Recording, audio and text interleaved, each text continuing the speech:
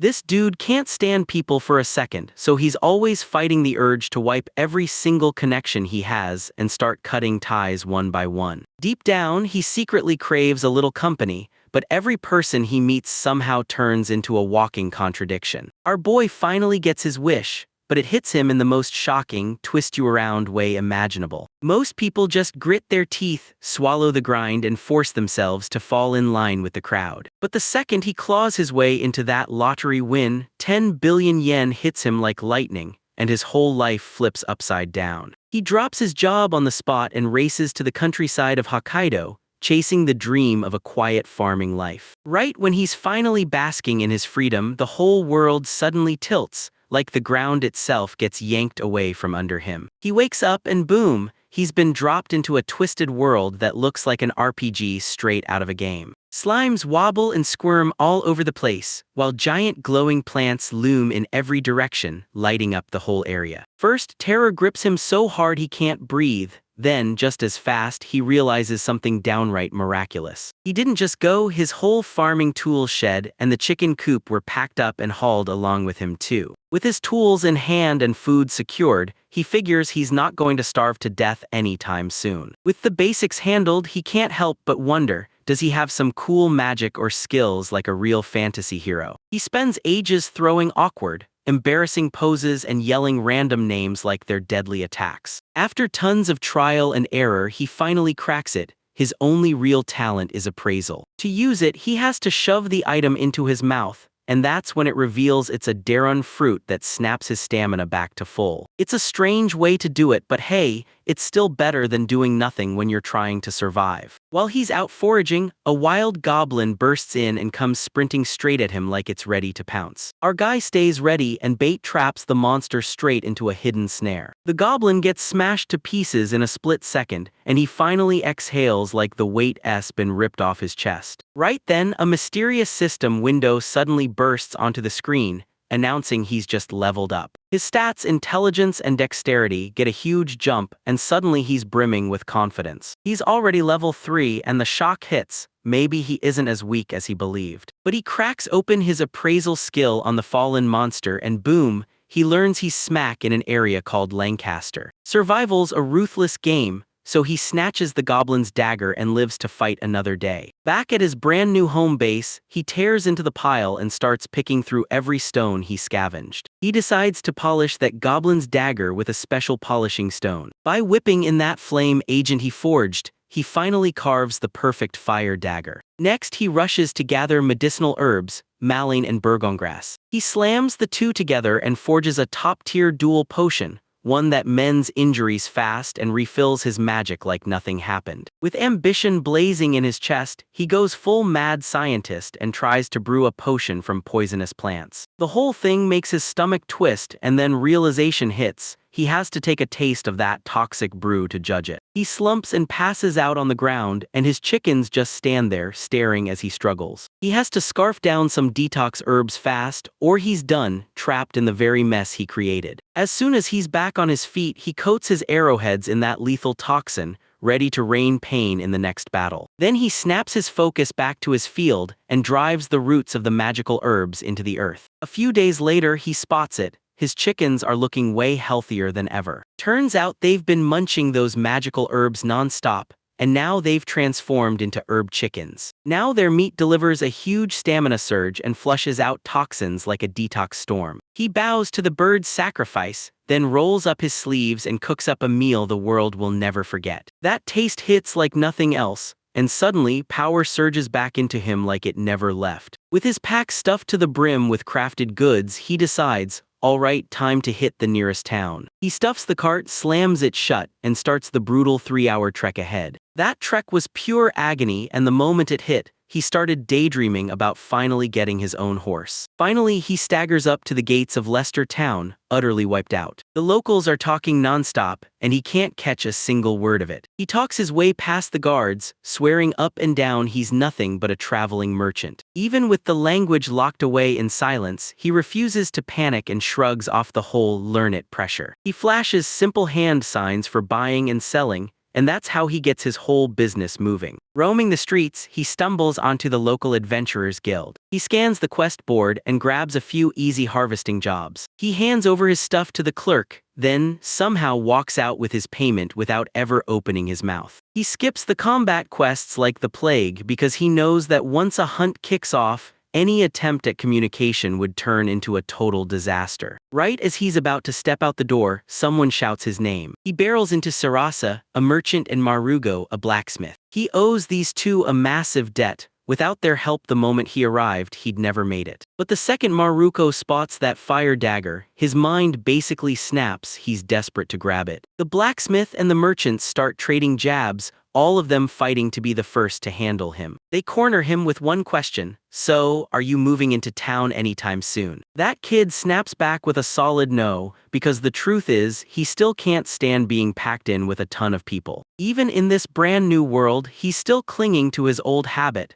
cutting ties and severing relationships like it's second nature. He snaps to the truth that his stash has grown big enough. He's finally earned the gold to buy the horse he's been craving. To make his request crystal clear, he sprinkles appraisal over the Japanese words he scribbles down. This skill plays the role of a flawless translator, instantly converting the text and displaying it in the local language. Sarasa's eyes light up as she's blown away by his quick thinking, and that clever trick makes her break into a grin. She tells him, "Hold on just a sec," then dashes off to handle the request. She bolts back in record time, hauling a tough, sturdy horse that pulls his cart. Marugo even swoops in to hook everything up for him, so getting home is smooth and effortless. He drops his final goodbyes and strides back toward his calm, peaceful farm. Then he glances over his shoulder and realizes his two brand new friends are right behind him, tailing his every move. They roll up to his place and lay it out straight. That horse needs a proper stable, no excuses. A heavy guilt settles on him because he really did want to disappear and stay totally alone. And his chest feels like a weight because he's so used to shutting everyone out. But Sarasa and Marugo don't stop.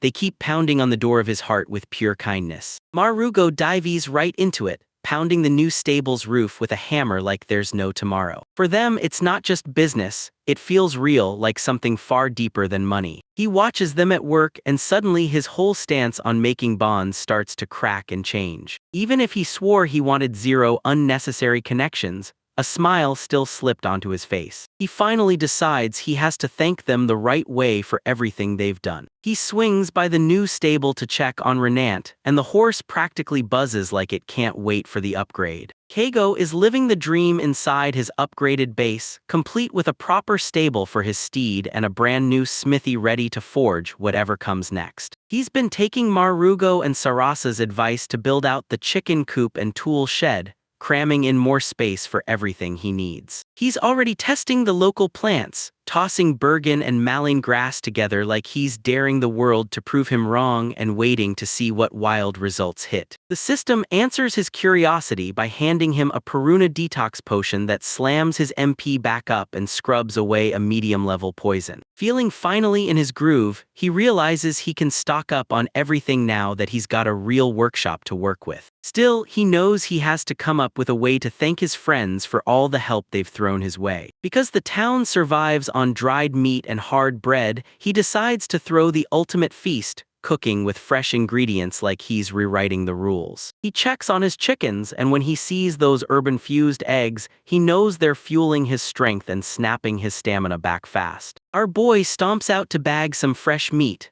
already convinced he can drop a rabbit or two with zero trouble. But then bam, he spots a huge wolf-like monster already crumpled inside one of his traps. He wraps it up in a flash, and for once he can only feel grateful, because the trap did most of the heavy lifting. The system pings him boom, level 4, and it instantly upgrades his strength and dexterity. He fires up his appraisal skill and instantly pins down exactly what he's up against. Turns out it's a blue wolf, and even crazier, the system flashes a green check. It's completely edible. He hauls the carcass to the guild for proper butchering, because he doesn't have the experience to do it himself. While the meat simmers, he scours the quest board, hunting for anything that looks like trouble or glory. He He spots a high-level kill quest for a cockatrice, and it screams way out of his league, at least for now. The guild receptionist, Dan, greets him, and the second he lays eyes on the board, she clocks his curiosity. Keigo's still tripping over the local language, but Dan keeps flashing friendly vibes like he's trying to make him feel at home. Dan whisks him through the guild, and Keigo just tags along like,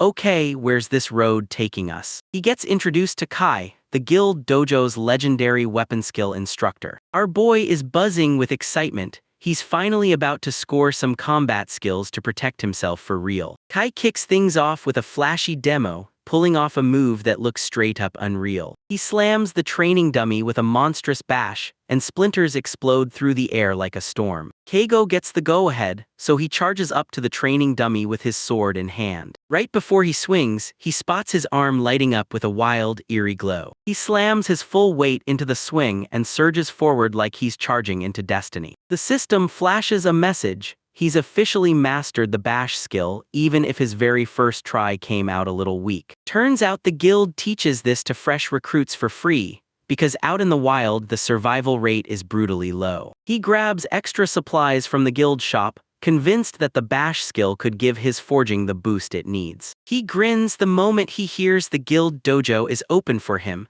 already buzzing to level up and grab new skills down the road. He heads back home with Renate, already plotting to train a little more once he's done cooking his thank you meal. As he keeps moving, something catches his eye, a goblin statue half swallowed by the brush. He snaps to it. It's a petrified goblin, and the real culprit stands right behind it, staring him down. A gigantic cockatrice bursts out of the woods, and Keigo instantly clocks that he's in serious, unstoppable trouble. He bolts back to his hut and slams the door shut, terrified he's about to die. Our boy's slumped on the floor, tears pouring down, totally overwhelmed, like this world swallowed him whole. Right then, bam, a knock slams at the door, so he freezes, heart pounding, terrified it could be a person or something far worse. Turns out it's Sarasa. She's searching for him with that blazing, bright smile. Keigo was so relieved to spot a familiar face that he could barely hold himself together. Marugo's right there too. And this time a brand new guy shows up, built like a seasoned warrior. Keigo tries to play it cool with a classic Japanese greeting,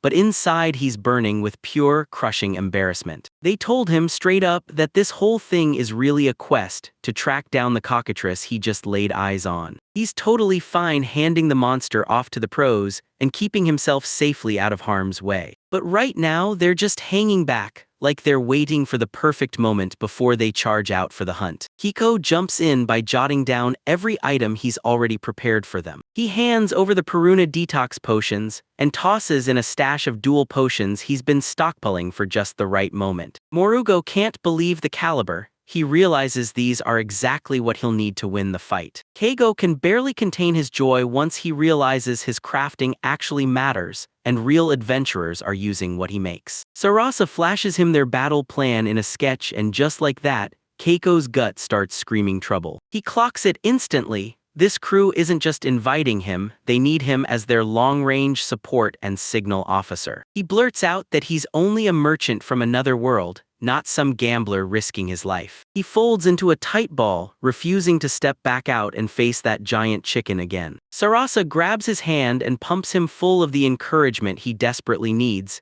igniting his confidence like a spark. The guys flash him a thumbs up, letting him know they've got his back no matter what happens. He lets out a crushing sigh, and the truth hits. He's officially got a spot on a 3-man monster hunting squad. He knows that if he lets it live, he'll never feel safe stepping outside his house again. He grabs his gear, steals his nerves, and moves out behind them straight into the danger zone. As they edge into the monster's territory, he clenches his prayers hard, begging to come back alive and in one piece. Up close, the cockatrice is even more massive, straight-up nightmare fuel, staring right at you. The party slides into position as Keigo crouches behind a rock, eyes locked and waiting for that perfect opening. He tightens his grip on the bow and commits, starting the whole operation with a deadly poisonous arrow. He lines up his shot, grips the bow like a promise, and releases the arrow with everything he's got. The attack lands clean. Then the monster shrieks in agony as the poison kicks in and starts tearing it apart from the inside. Marugo and Juno burst in at once, slamming the distracted beast with brutal, bone-rattling punches. Kigo stands on the sidelines, gaping at them, stunned by just how much stronger their levels must be than his. The cockatrice whips its head around and snarls as it lines up its petrifying breath. Our boy freezes in terror when he locks eyes with the monster, right in its face. Juno throws herself in front of him to block the attack,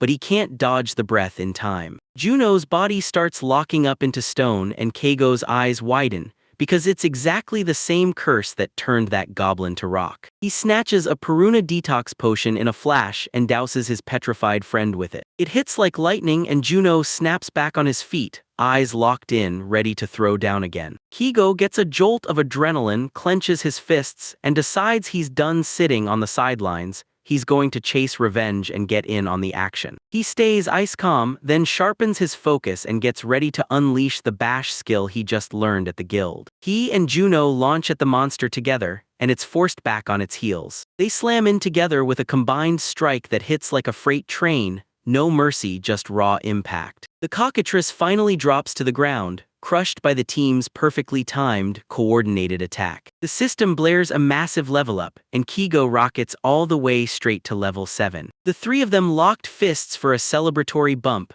grinning like champions after that hard-earned win. He steps up, introduces himself the right way, and then he thanks Juno and her, both of them, for the help. They admit the fight would have been way more brutal without his backup and those life-saving potions. Marugo cracks up and points out that even with his gear on, Keigo is still pretty helpless when it's just him. Deep in the distance, a lone wolf stalks the party with hungry eyes, hiding safely in the trees. They all drop into a feast, and with nothing but garlic and salt, they turn every bite into pure flavor explosion. Kigo realizes one thing: no matter what world you're in, delicious food hits everyone the same way. He takes a breath, then thanks everyone again, because without their help, that monster and his base never would have been handled. They lift their mugs high and clink them together for a toast, because this job absolutely deserves a celebration. Suddenly, a bone-chilling howl tears through the night, and the celebration gets cut off immediately. 3 blue wolves burst out of the dark, and the moment they spot you, misery hits them like a punch. The whole group stiffens in an instant,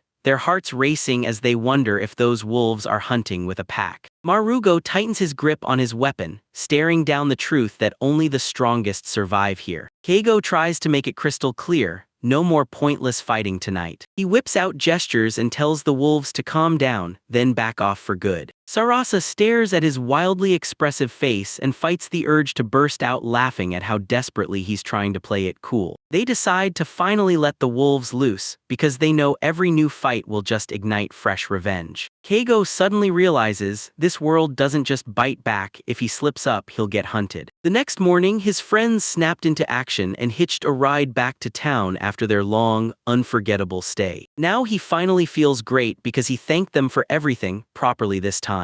As soon as they're gone, he whips his eyes to the garden and realizes he's got a mountain of work waiting. He snatches his shovel and immediately starts building fresh defenses for the hut. He starts digging pits around the perimeter, an old-school trap, but it bites every time. He bursts back into his smithy, hammering out fresh tools to lock down his home security. He snaps the clappers together, then hangs them up like a trap, ready to scream the moment trouble gets near. He finishes the setup by planting a few ankle snares he snagged from the guild. He's staring at the numbers and realizing his survival rate has skyrocketed thanks to these brand new defenses. He even slaps up warning signs everywhere to keep wandering travelers safe. With the outside wrapped up, he still has a little stash left, just enough to fire up one more project. He decides to level up the HUD from scratch, then finally forges a rock-solid shield that's built to protect him. Once he sinks into a project, he can't break away until it's flawless. He starts ripping through the work, then slams together a sturdy wooden shield and calls it a day. He finally snatches a little piece in his own room, right next to the coop, but still, it's his quiet escape. For dinner, he fires up the grill and plates blue wolf steak, then tosses on a bright side of fresh herbs. He goes all in with juicy red meat and pairs it with Morin wine,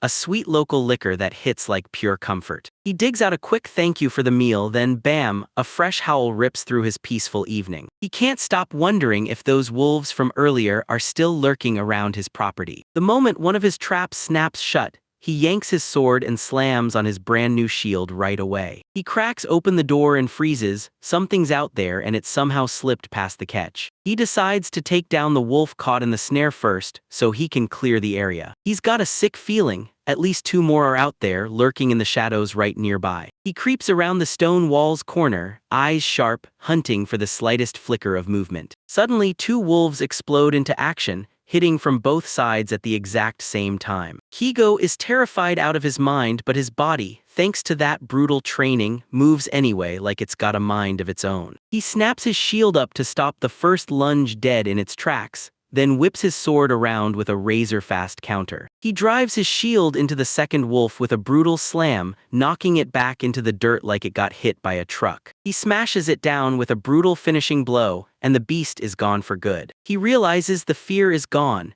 just a wild rush of adrenaline pounding through his veins. Only 1 wolf remains, and it looks poised to fight until the very last breath. Keigo barrels forward and smashes down with a brutal bash from his wooden shield. He swings in one last, deadly slice, and the whole battle ends in the blink of an eye. A system ping hits him, level 9, and his stats start swelling even harder like the game's turning up the power. He crumples to the ground, utterly spent from the brutal night battle. He realizes that no matter how many lives you've stacked, this world is still a death trap waiting around every corner. He catches a faint whimper nearby and his gut twists. Are there more enemies hiding just out of sight? He tracks the sound and spots a tiny, fluffy creature crouched in the grass, just waiting to be found. It's a baby wolf and it's staring up at him like pure terror is shaking its whole tiny body. But Pop starts yipping like crazy and skitters around his legs, hunting for comfort. Keigo finally clocks it. This rare ash wolf isn't just any catch, it's the parents he literally just wiped out. Guilt crashes over him the moment he lays eyes on that innocent little pup. His brain feels like it's jammed.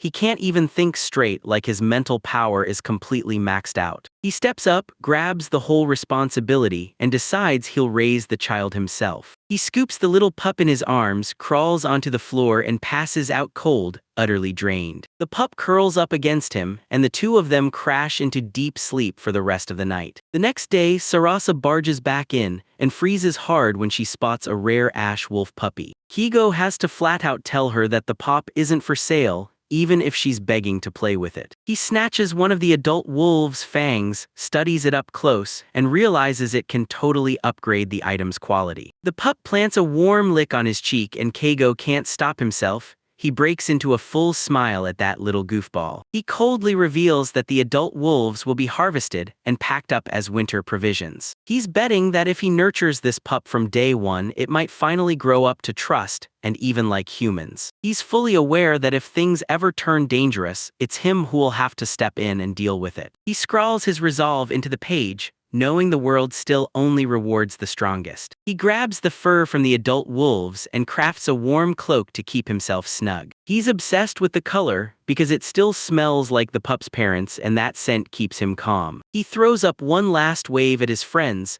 then watches them head back toward the main town. He glances at his brand new companion, then declares loud and clear, "Ash." Even Kai, the guild instructor, can't hide his grin as he watches our boys grow. Our boy Keigo's at it again, but this time his new wolf cub Ash is straight up wrecking the whole farm. No time to drown in depression when you're raising a wild beast, so he dives straight into the chaos. Ash ends up plastered in mud every single day, and Keigo finally realizes that keeping this girl clean isn't a chore, it's a full-time mission. He spots a stash of leftover iron ingots and boom, gets a brilliant plan to upgrade their whole lives. He launches into forging a gammon bathtub, hammering and shaping the metal with razor focus, while Ash leans in, eyes locked on every move. It takes way longer than he thinks, but after the struggle drags on, the tub finally gets finished. He can't wait to finally get a real soak. Weeks of just wiping himself down are killing him. He straps the wagon to his horse, Ranante,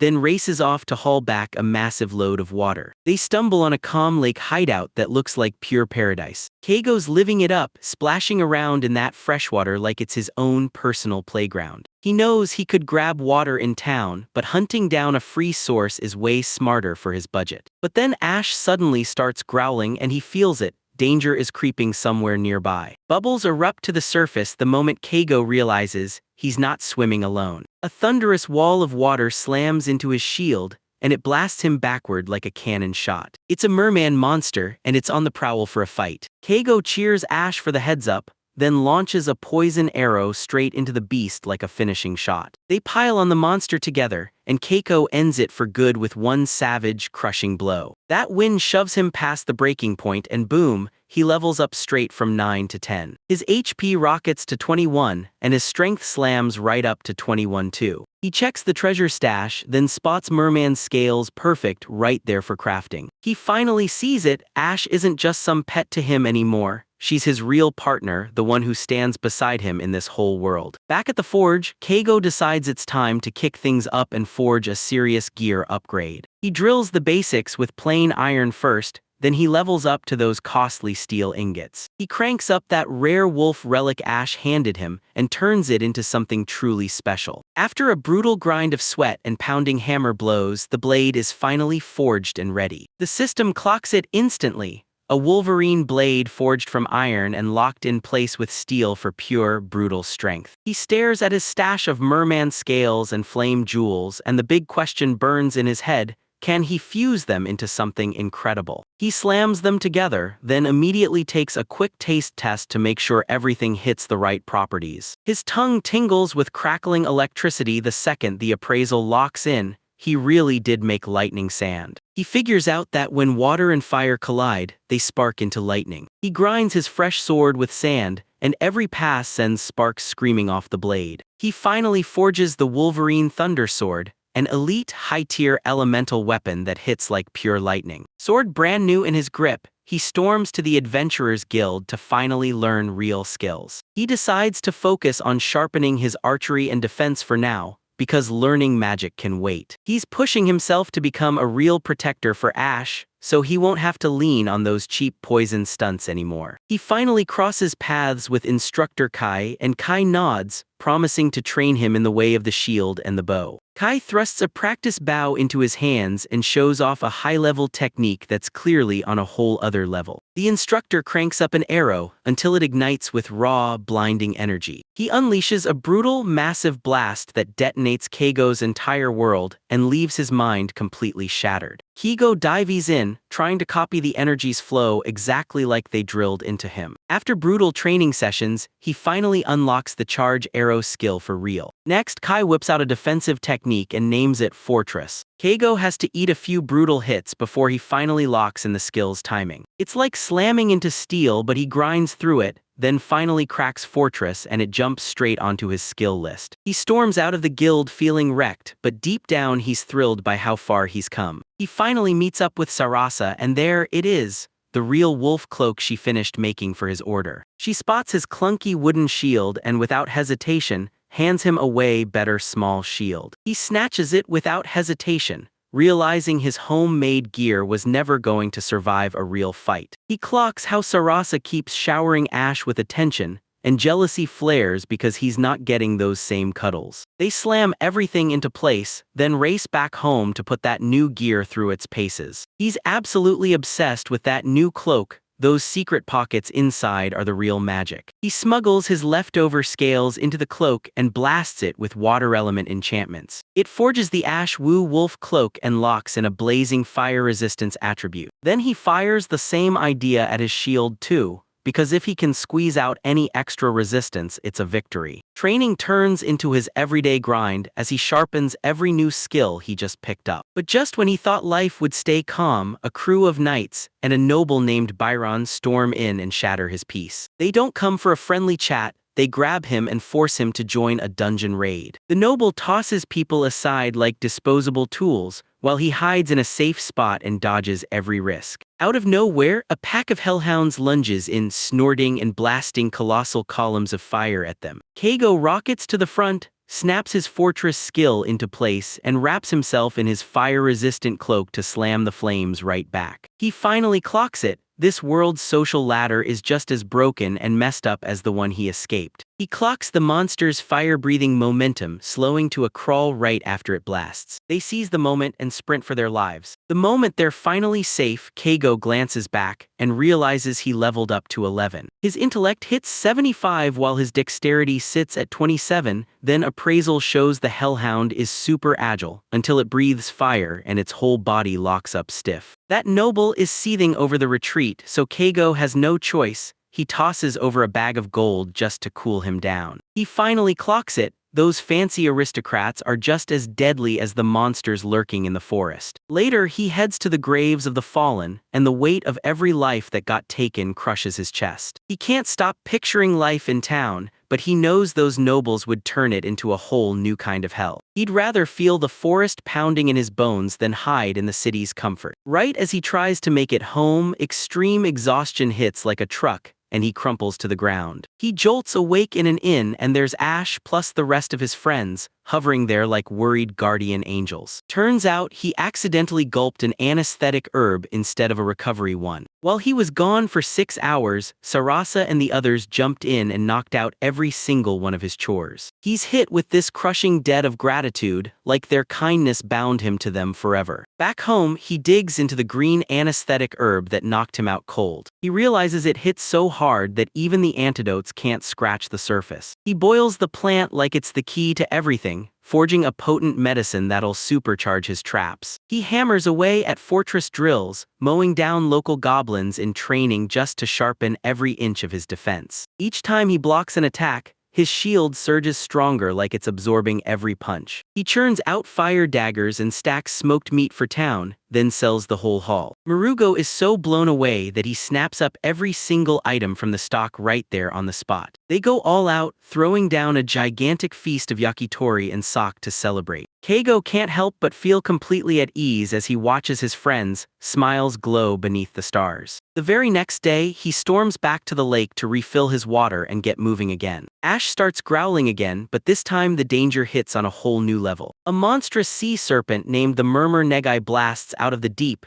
sending shockwaves through the ocean. It makes that merman from before look like nothing but a little toy. Keiko yanks Ash with her and dives under the wagon, praying nobody spots them. The serpent explodes into a thunderous roar that rattles the earth itself. It rips the world apart, one crushing blast that annihilates everything in its path. Keigo doesn't waste a second. He yanks the horse and charges it full speed back home. He slams the door shut, ducks under his cloak, and shakes with raw, unstoppable fear. He finally understands. He's nowhere close to ready to take on the monster that commands the water. Keigo knows he's no hero at all. He's just a regular guy clawing his way through survival on a farm. He hauls the wagon up, storms into town, and tells himself the same truth: knowledge and prep are the only things keeping him breathing. At the guild, our kid scrawls a rough sketch of the giant serpent that's been wreaking havoc on his turf. The receptionist squints at what he's seeing, totally lost, but Keigo steps in and makes it brutally clear this has to go. Turns out the beast isn't just a monster, it's officially classified as a serpent, and it's totally way out of his league. He files an official subjugation request, banking on some big shot crew to bite. To make sure the job gets done, he slams down a huge reward, 5 gold coins right up front. While he waits, he refuses to just twiddle his thumbs.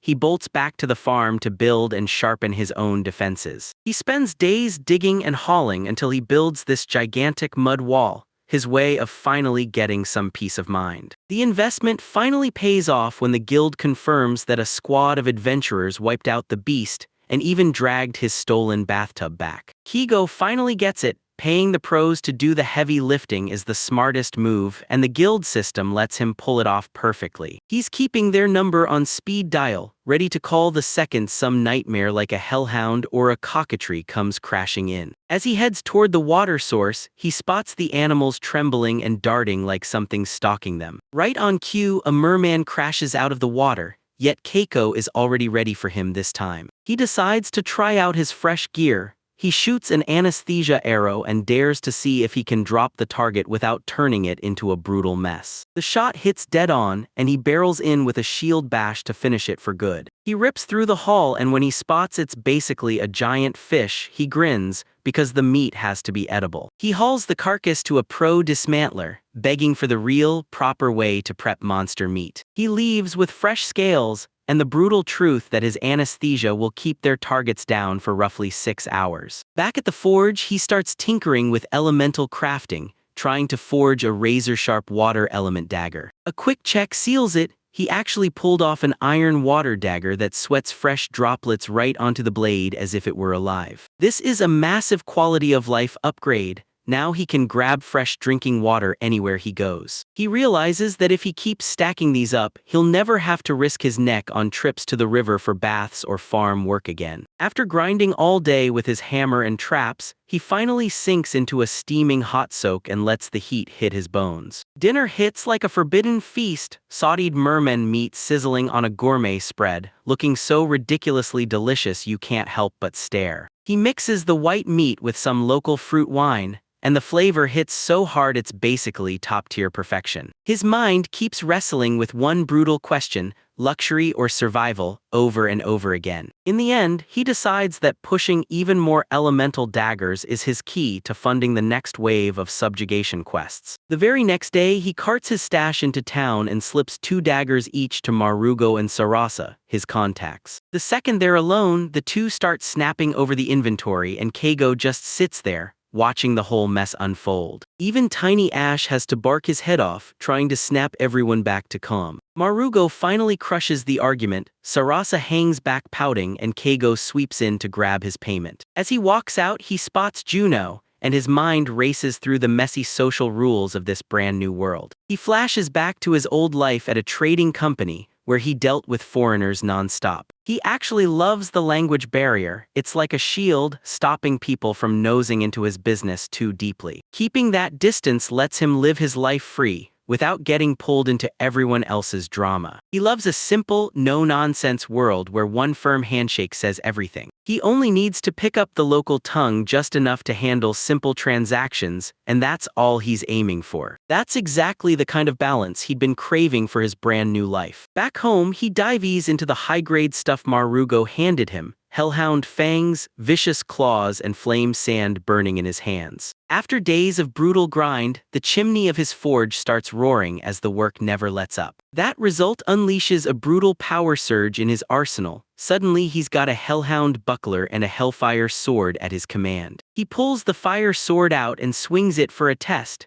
Then a monstrous vortex of flames erupts, blowing him away instantly. That power is so lethal it's basically a loaded gun, so he swears to use it only as a backup when disaster hits. While he's out under anesthesia, those traps keep going into overdrive, snagging wild game like crazy to stock his supplies. His water daggers keep working too, steadily topping off his bath so he can finally sink in and relax after a brutal day of training. He throws himself into a huge feast of roasted meat and beer, and for the first time it feels like he's truly cracked the secret to surviving an Isekai'D. That calm, easy farm life is exactly what he'd been dreaming about ever since he was back on Earth. Right in the middle of it all, Marugo and Juno crash in out of nowhere, showing up to join the feast. They act like they're terrified the monsters are getting stronger, but let's be real, they're mostly camped out for the free food. Right before Juno barrels off on his next hunt, Keiko shoves a whole stack of potions into his hands to keep him safe. Juno can't thank Keigo enough, she knows his supplies are the real deal. Marugo doesn't even wait for them to leave, he strips down on the spot to hijack Keigo's precious bath. To repay their hospitality, Marugo quietly drops off a crate stuffed with daily essentials, ink and paper included, and leaves without a word. Keigo snaps up the deal, thinking it's totally fair if it lets the big guy turn his house into a full-blown spa. Later on, Marugo throws in on the harvesting trip,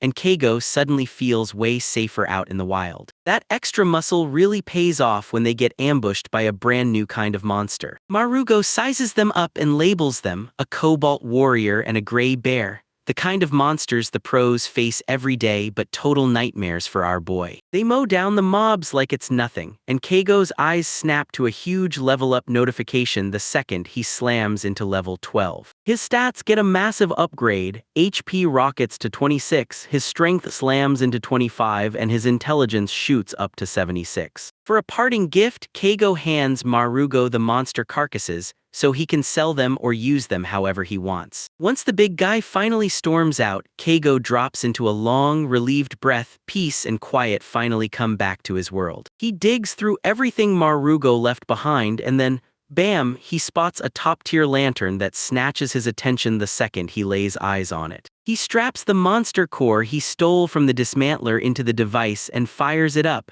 His whole workshop bursts to life with light. As the warm light spills over everything, that soft glow hits like a victory. Keigo leans back in his cozy home and pride blooms in his chest. Even Ash is wiped out from everything that went down, curling up like a ball for a much-needed nap. Keigo grabs his fresh supplies and fires up his pen to write a full-blown guidebook for the whole world. He's genuinely grateful to Marugo. Those materials are proof that having friends in this world comes with real perks. But that peace doesn't last. Something dark and creeping slinks through the mountains, and it's way more dangerous than anything he's ever laid eyes on. Keigo keeps hammering at his training, swinging the Hellfire sword at the River Merman to grind his combat experience into pure, deadly skill. He realizes that fire just won't cut it against water-based enemies, so he has to scramble and completely change his tactics. He snaps his focus to his shield and starts landing solid hits, then it clicks. Basic mermen are easy now, no sweat at all. He scribbles down elemental weaknesses and realizes, fire and water basically cancel each other out. He's hunting for every scrap of data and materials he can get his hands on, because he's determined to outlast the long haul. Right as he's stuffing his pockets with loot, a thunderous roar hits from straight behind him. The giant serpent is back, and up close it's even more terrifying than he ever imagined. He yells at Ash to back off as the monster charges in, massive scales flashing with raw power. Keigo just barely lunges into his wagon, slams the throttle and rockets back toward his farm, the only safe place left. He storms into the room, locks the door behind him, trembles on pure adrenaline and blurts an apology to Ash for dragging them into this brutal mess. He spends the whole night begging the beast not to find its way back to his house. Morning breaks and he still hasn't slept a second. His eyes are bloodshot, raw with pure terror from that encounter. He bolts back to the guild and pleads with them to slam an emergency subjugation request through right now. He knows he has to strengthen his own traps, but facing a monster that huge all by himself is a death sentence. As he hands the request over to the pros, he can only pray they reach it first, before that serpent strikes. Desperate for an edge, he starts cooking up a high-potency poison, grinding cockatrice sacks and Bidoru plants. He's so obsessed with how strong it is that he pops a microscopic drop on his tongue, and boom, it hits like a tidal wave, turning it into a massive disaster. He crumples on the spot, choking on air, and scrambles desperately for the antidote. He barely claws his way back from the self-inflicted poisoning, but the appraisal hits like a punchline.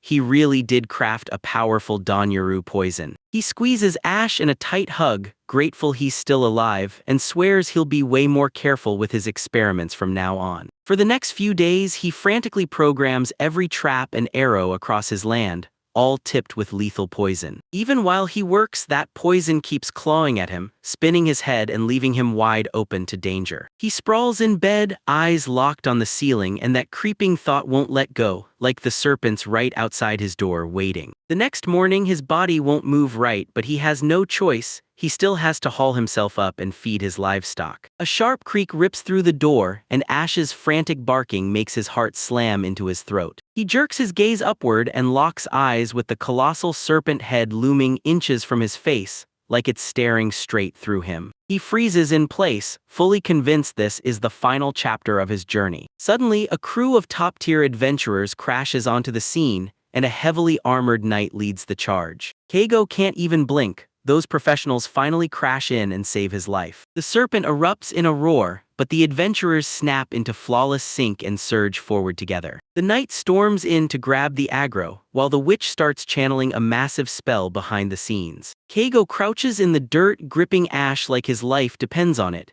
as the air starts to buzz and snap with raw magical power. He realizes this level of combat is on a whole other planet, light years ahead of anything he's even able to pull off. The serpent whips in with a deadly lunge, but the party moves as one, perfect timing, total coverage, and every single hit gets shut down. The witch snaps her incantation into place, and the earth starts to quake beneath the raw force of her power. A colossal surge of energy explodes outward, ripping into the serpent's scales and tearing its defenses to shreds. That magic exploded on an insane scale, flooding the whole farm with blinding light like a brand new sun. Keigo can only stare in stunned horror as the nightmare monster that haunted him gets erased in mere seconds. The party pulls up to check on him, and he's so shaken he can barely get out a thank you for saving his life. As they step out, Keigo can't stop thinking about the huge gap between what he can do and the terrifying power the world's true elite wield. Later, he jolts awake in a fog, staring at the ceiling like, was that whole battle real, or did my exhaustion hallucinate it all? But the moment he stepped out and saw the cratered land, there was no doubt. The life-or-death fight had been brutal and painfully real. He settles by the fire with Ash, clutching the moment like a victory, thankful they both made it through another day. Soon after, Marugo and Juno come barreling toward the farm, sprinting full tilt after hearing wild rumors about a serpent. Relief floods their faces when they finally see he's fine, and Keigo gets emotional over their real concern for his safety. The pressure finally snaps and they burst into celebration, downing drinks, then diving back into yet another round of baths. Keigo realizes he treasures his privacy, but man, he's relieved he doesn't have to take on this crazy world by himself. Staring up at the moon, he finally realizes that having friends who have got his back isn't such a bad deal after all. We kick things off through the eyes of our boy's loyal buddy, Ash. This tiny ashwolf is only level 2 right now, stuck with a slower growth rate because she's so rare, but every single bit of her is locked in on her master, no doubt about it. She curls up right at his feet and swears the meat he brings is the greatest gift in the whole world. Keigo laid down strict rules, no touching the farm chickens, and Ash is a good girl who obeys every command. Even when she's itching to dig for worms, she still obeys him the second he tells her to stay back. They roam the world side by side, and Ash can't stop buzzing about where they're headed next. Whenever scary monsters crash in, she fires up her bravest voice to chase them away, and afterward she lives for the headpats Keigo gives her. Sometimes the group sparks mini fights, like when the older lady and the big guy went at it, until Ash gets yanked into a suffocating hug he can't escape. Our boy Keigo usually just shoves his eyes away during those awkward moments, leaving Ash staring in disbelief like, why won't you help me out? They even get close in the bath, belt out songs together while the hot water laps over them. Ash has got another favorite pastime, fetch, but she's way more obsessed with the prize patch she earns for bringing back the bone than the game itself. She'll admit it, sometimes her master is painfully dense, like the time he forgot to refill her water bowl, or when he totally pretended to faint at the chance to lick something he definitely shouldn't. Even so, she stays razor alert, guarding him while he's out cold, because the moment he finally wakes up and realizes she's watching over him, terror flashes across his face. For Ash, he's the kind of master who'd melt the world with kindness, and she's downright proud to be his partner. Right back at the main action, our hero hustles through the forest, harvesting herbs with Marugo and Juno by his side. Everything turns deadly in a blink when a massive beastman monster bursts out of the brush and charges straight at them. Keigo knows better than to get lost in these woods alone, but with his team backing him up, they rip through the creature in no time. Right when they think they're safe, a cockatrice lunges in from behind and hammers Keigo straight to the ground. He snaps his formation into place and charges forward, planting his shield out front to take the blow head-on. The monster's eyes flare, ready to turn him to stone. Then Keigo snaps his fortress skill into action and slams the blast away. He chugs a Peruna potion to throw off the effects, while Marugo and Juno surge in, ready to finish him. Ash barks to pull the bird's attention, and that split-second opening lets the guys finish it off for good. After the dust settles, Keiko spots it, his long-awaited level-up notification popping up at last. He lands on level 13 and watches his HP rocket to 28 and his strength snap up to 27. Then his intelligence blasts past everything, towering at 77. That's the real reason his crafting skills are downright unfair.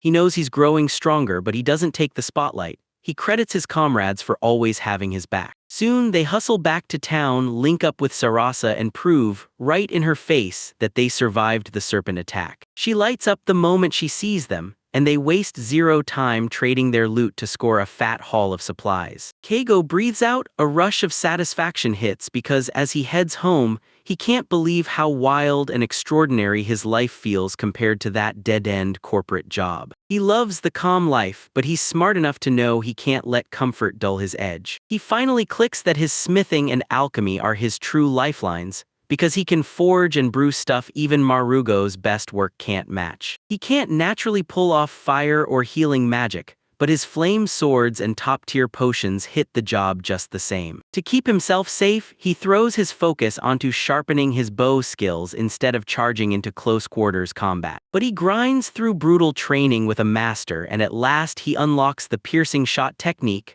so his arrows slam straight through even the toughest targets. He barrels into the guild and drops off monster subjugation requests near his home, so his base stays locked down and safe. And because that old bow was getting shredded, he snatched up a brand new one on the spot. Marugo tries to haul him out for drinks, but Keigo twists away from the invitation and locks back onto his work. Back in the lab, he cracks open the cockatrice eyes he harvested and forges petrification arrows with them. These things are straight-up lethal, turning enemies to stone the second they make contact. Right as he's wrapping up, a pack of nobles storms up to his doorstep, hunting for a fight. That top noble is trying to rope Keigo into their party, but our boy clocks the trap instantly. This deal reeks of disaster. He drops into a legendary doujza so deep the noble's conscience starts screaming, and just like that, he's left alone. But the peace doesn't last. Right after, the nobles come crawling back, utterly wrecked. A cockatrice ambushed them and the petrification was already crawling up their bodies.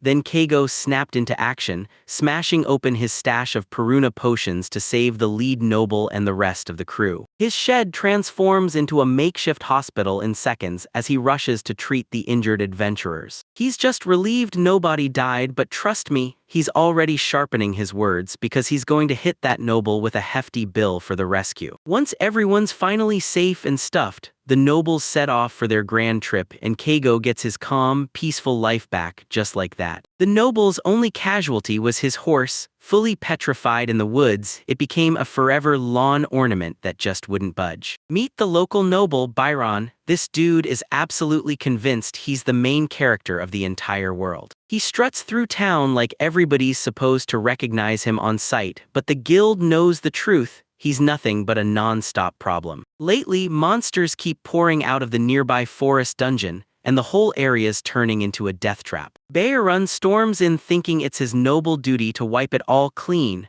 but his expedition crashes into a total disaster. He snaps at his adventurers as useless trash for botching a simple cockatrice, even while his beloved horse, Melty-chan, gets petrified right in front of him. He locks himself in his room and sobs for 3 days over the horse, while his men languish in prison for a full week, punished for his own failure. And he's convinced our boy Keigo is actually useful, because Keigo smashed his petrification, then served him some killer smoked meat. Now this noble is losing his mind trying to force Keigo into his service for the next dungeon run, because if he pulls it off, he can claw back his honor. Meanwhile, Dan from the guild staff is scrambling to stop the economy from crashing. That dungeon overflow is spilling monsters into the streets, and now they're slaughtering merchants, grinding every trade route in the whole region to a halt. While brave adventurers risk everything to shield the weak, their guild back home is drowning, because the rewards it can offer are so pitifully limited. And it doesn't help that the local noble is absurdly stingy.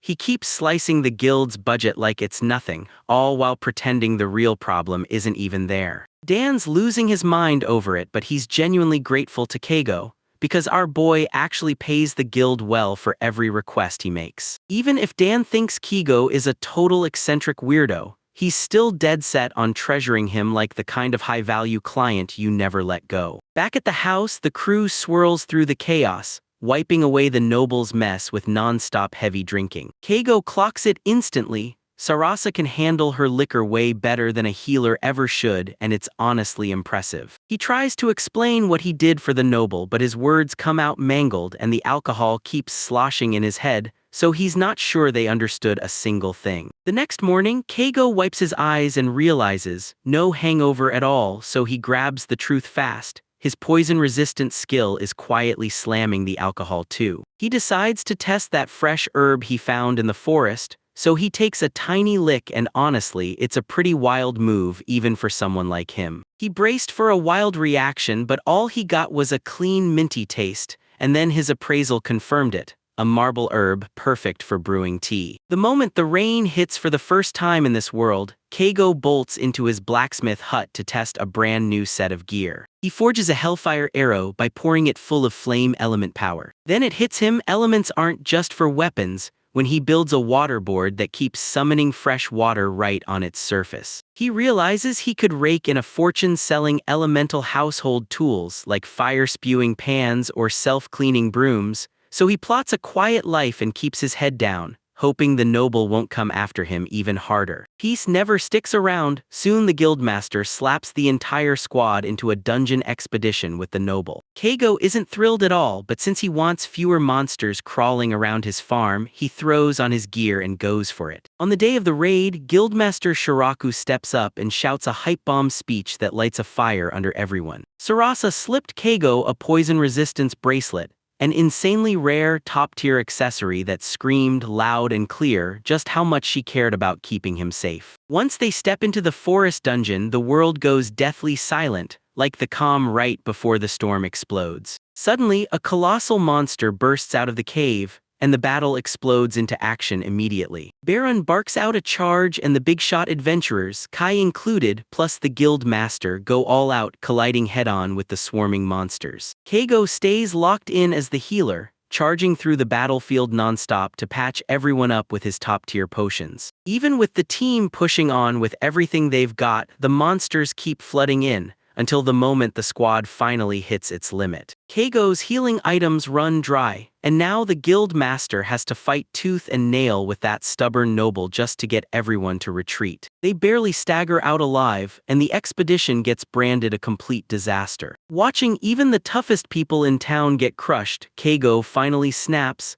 He knows he has to crank his power scaling higher if he wants to survive what's about to hit next. Back home, Sarasa has a massive feast lined up, ready to smash the gloom and lift everyone's spirits. They stuff themselves with food and drinks until every single one of them drops cold right there in the smithing room. The very next morning, the guildmaster shows up in person and slaps Keigo with a massive sack of gold coins, pure reward and full reimbursement for every potion he handled. That bag weighs a ton. Keigo can barely drag it up, and it's the proof that his support role is finally paying off in a huge way. Shiraku's been so wrecked by the noble's mess that he looks like he aged a decade overnight, so he bolts the second he can. While the squad scrambles to throw a consolation party and drown the defeat, Keigo clocks Juno staring off, looking way too down, like something bigger is boiling under the surface of the team. The night's barely getting started, and Keigo is still firing up the party with some seriously top-tier beef skewers. He even whips up a special maline soup so his friends don't wake up wrecked with a brutal hangover. They dive into the feast and tear through every last bite like true champions. The next morning, the whole crew slams their gear together to head back to town, and Keigo realizes, boom, he's finally ready to push his power to the next level. He's itching to learn magic, especially the wind element he saw that pro wield earlier. At the dojo, he locks eyes with Han, this skill instructor who looks like he's already survived some brutal fights. Han unleashes a brutal wind blast that rockets Keigo clear out of his way. Our boy starts seeing it in his mind, forcing his own power to take shape, trying to manifest a typhoon of his own. After grinding for half a day, he finally squeezes out a tiny gust of power. It's not huge, but the system flashes a message. He's officially mastered the wind skill. Back at his home base, he keeps grinding, downing his own MP potions non-stop just to keep the practice firing. He trips one of his traps and lands a blue wolf. Then he freezes because it looks exactly like Ash's relative, so he tosses the wolf free instead. Later, he blasts wind magic like a makeshift hairdryer, all while he mentally rehearses how he'll thank Sarasa for that new bracelet. He barrels into town to track down Juno, who's sprawled at the local inn looking absolutely wrecked. Keigo taps messages on his tablet,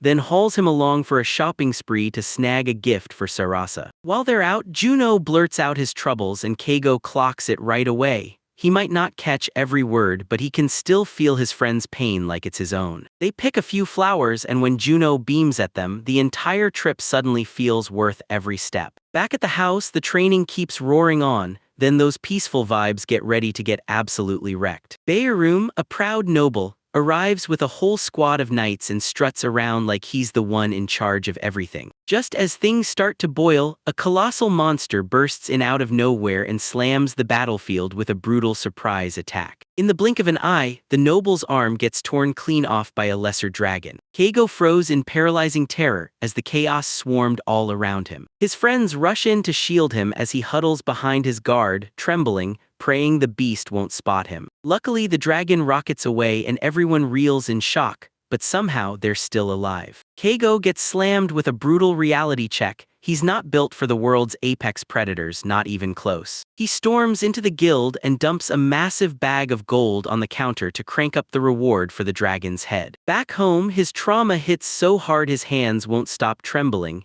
even when he tries to hold it together. The very next day, Marugo and Juno came crashing in, dropping some absolutely insane news. Turns out, a crew of top-tier adventurers already blitzed that dragon in some other town. Right when he finally exhales with relief, a gigantic battle bull stomps into his yard. Keigo flicks on his appraisal skill and boom, he spots it for what it is. Just a lost cow from the Lancaster region. Because everyone's starving, they decide to take that monster apart and serve it up as a full-blown feast. They blow the night wide open, downing drinks, belting songs, and cheering like they just beat death itself under a sky full of stars. Keigo stares at his friends and realizes he's finally found his real home, the place where he truly belongs. The very next morning, they dive into the forest to refill their stash of herbs and gear up for what's coming. While they're harvesting, that same blue wolf from before suddenly shows up, and it's tearing into a black beast like it's the end of the world. Keigo snaps into aim, fires a razor-perfect side shot, and snatches the kill, saving the wolf in the process. The system blared a level-up warning, and with a smash into level 14, his stats erupted across the board. After he bids his friends goodbye, Keigo stands alone, swallowed by the dead quiet night. All at once, loneliness crashes into him like a wrecking ball and he crumples to the floor, sobbing. Once he tastes real friendship's warmth, he realizes there's no turning back. He can't crawl back into loner life anymore. After that brutal dragon attack, the emotional chaos and non-stop stress finally crushed him from the inside out. He wakes up the next morning and it feels like a train slammed into him overnight. A brutal fever is pounding through his head,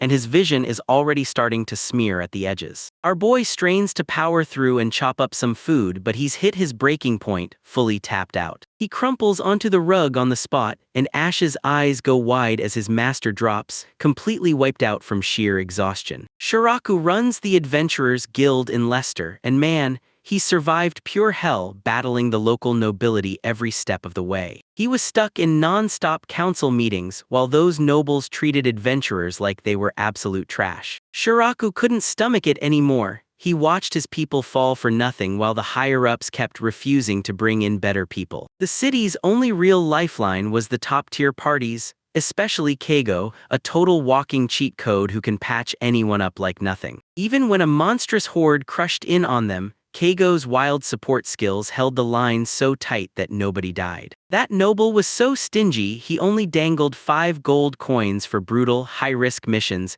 and Shiraku got forced to burn his own personal savings. Shiraku begged the man to see reason again and again, but that stubborn fool just wouldn't listen. Shiraku's stress hit so hard that he literally started shedding hair, and a huge, round, bald spot popped up overnight. He felt like a total failure as a guildmaster because he couldn't protect his people from a noble's sheer, mindless stupidity. Then karma tore in full force. When a lesser dragon struck, it savagely clamped down on the noble's horse and ripped his right arm clean off. Shiraku lunged in to shield the noble no matter what, proving loyalty in spades, way more than that guy ever earned. They finally drove the beast off, but the noble's life was shattered for good, never the same again. After his arm was torn away, the noble shut himself in his room, and Heinrich took the reins, running the city's affairs from that day on. Heinrich was nothing like his father. In fact, the guy surprised everyone by being pure wisdom. Meanwhile, the old noble had crumbled into a wreck, rotting in his room, shattered beyond repair by the brutal trauma of the accident. He was so terrified of the outside world that he couldn't even lift himself out of bed without his fear crashing down on him. The only thing that ever soothed him was a creepy horse statue he'd dragged into his room and named Melty-chan. In town, whispers erupted.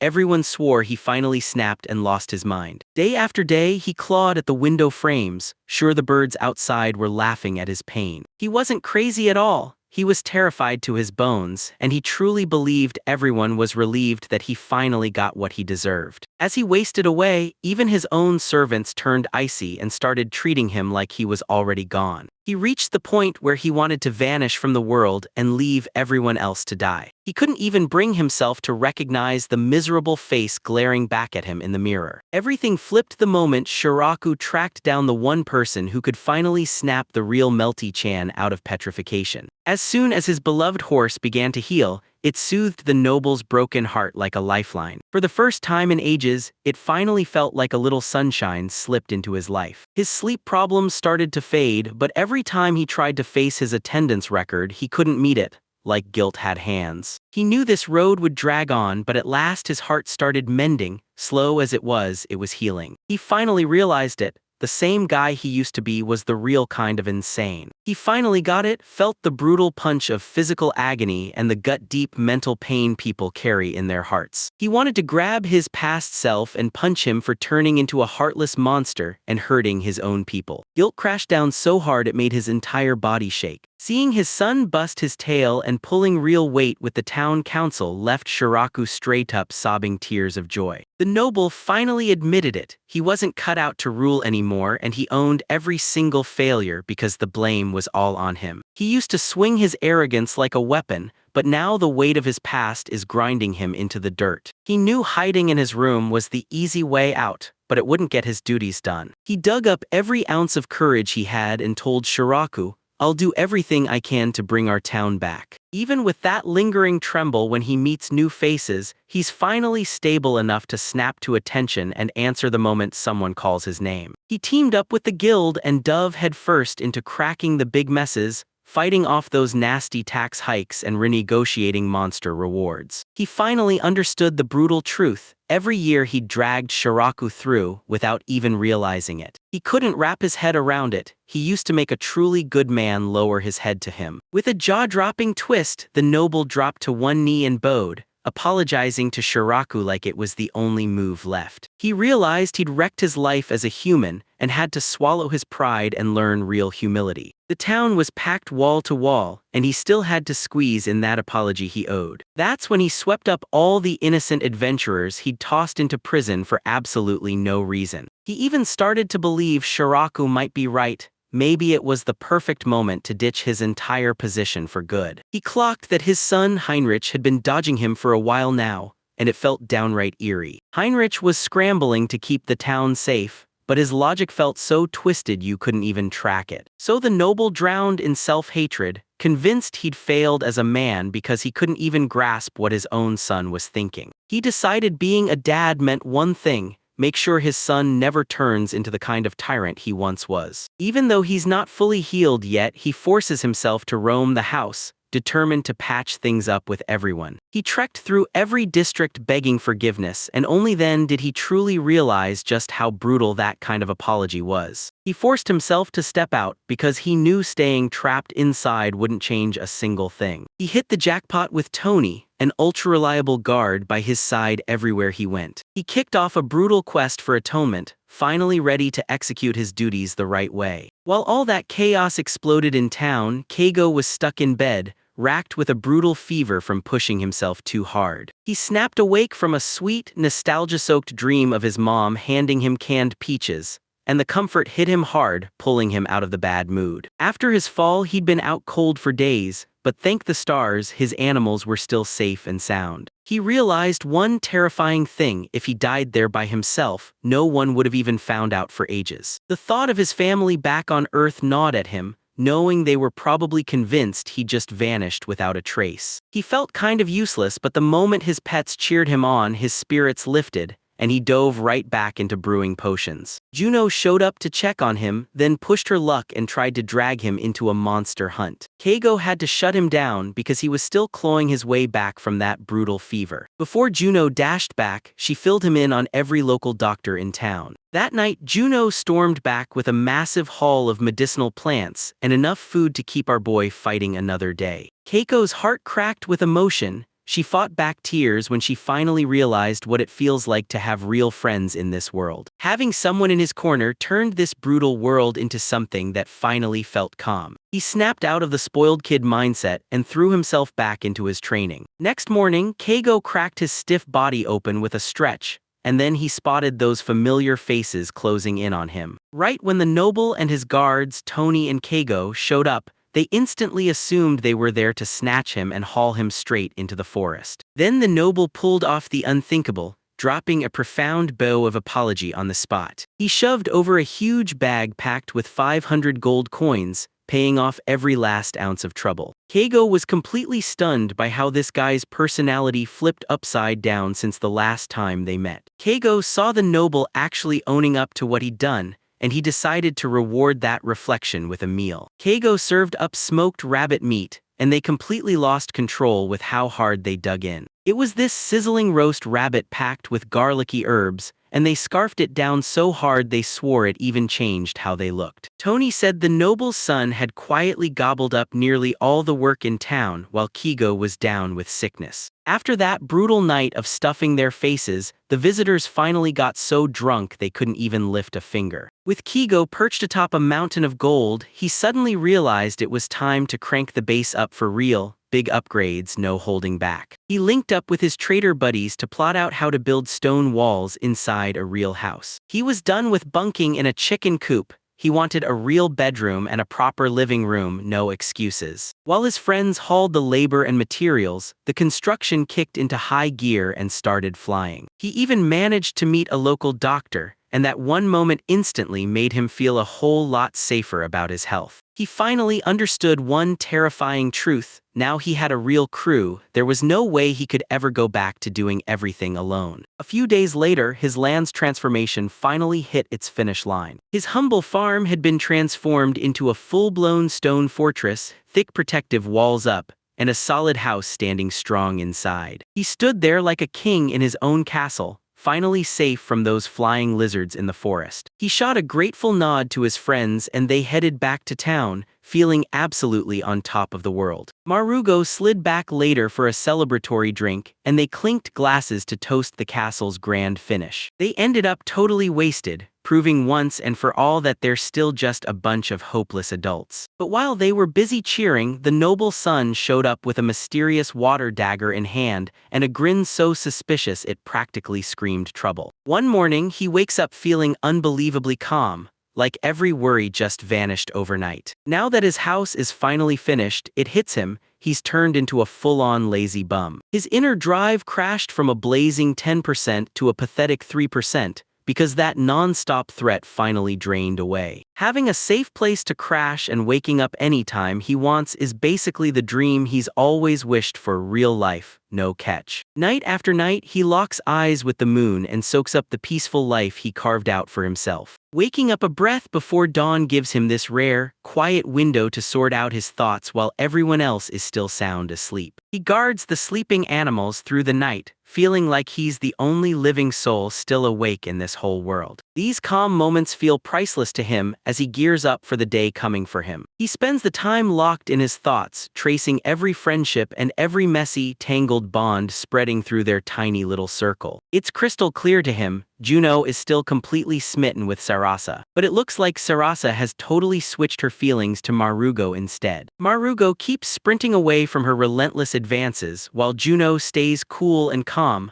like he could have any woman in town the second he decides. Staring at his drink, Keigo feels it. His own personal goals are finally right there within grasp. He bows to Baron Sama, still haunted by the incident that took the man's arm. The apology gold wasn't just for show, it got poured into building the very stone walls that protect him today. He finally snaps out of his grudge and strides forward, ready to start living again. He's still itching to figure out how the noble son rules this town, but he's got zero plans to crash high society, if he can avoid it. He pauses and thinks about everyone he's met, from guild masters to skill instructors, and suddenly it hits him. He's had way more help than he ever realized. From the bread store owners to the craftsmen who built his home, the allies just keep piling up. Back in his old world, he was just fighting to stay alive, but here, people actually have his back. He finally gets it. No matter how hard someone fights, they still can't really make it alone, living on their own. Some moments hit him so hard he can't shake them,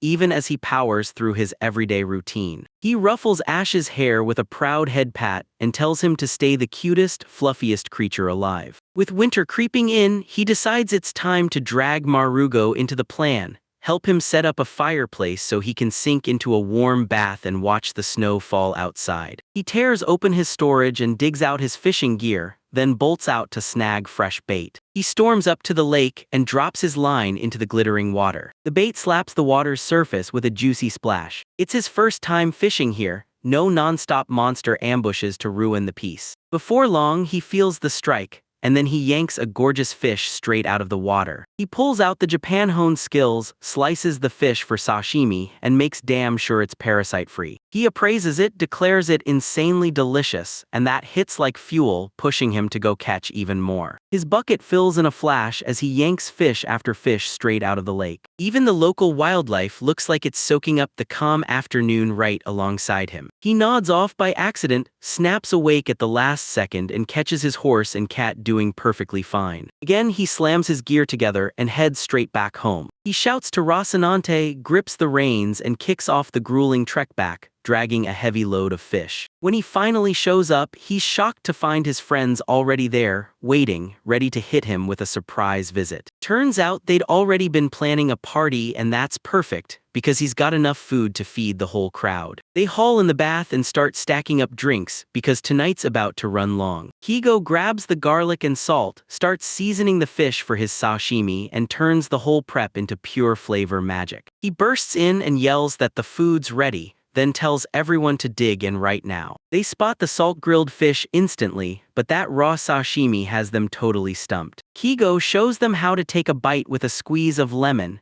and the flavor hits so hard it proves just how ridiculously delicious it is. The moment they take that first bite, their minds get rocked by the wild texture and explosive flavor. He's grinning like it's a party, seeing them enjoy every second, and promises there's way more coming. Way more than this. He catches Juno's downcast mood and throws more food his way, determined to lift his spirits. Things suddenly turn cloying when Sarasa starts feeding Marugo, and the whole air around them snaps tight with tension. Keigo and Juno can only sit there in painfully awkward silence while that couple gets all mushy and lovey-dovey right in front of them. Our boy frantically shoves sashimi into Juno's mouth, desperate to wake him back from the brink. Juno acts like he's got it all under control, but the confused look on his face absolutely kills me. Keigo decides the only way to salvage the night is to start singing, and crank the drinking even harder. By the next morning, the chaos finally died down, and the sky clears to a spotless blue. Marugo and Sarasa hit them with a total shocker: we're getting married,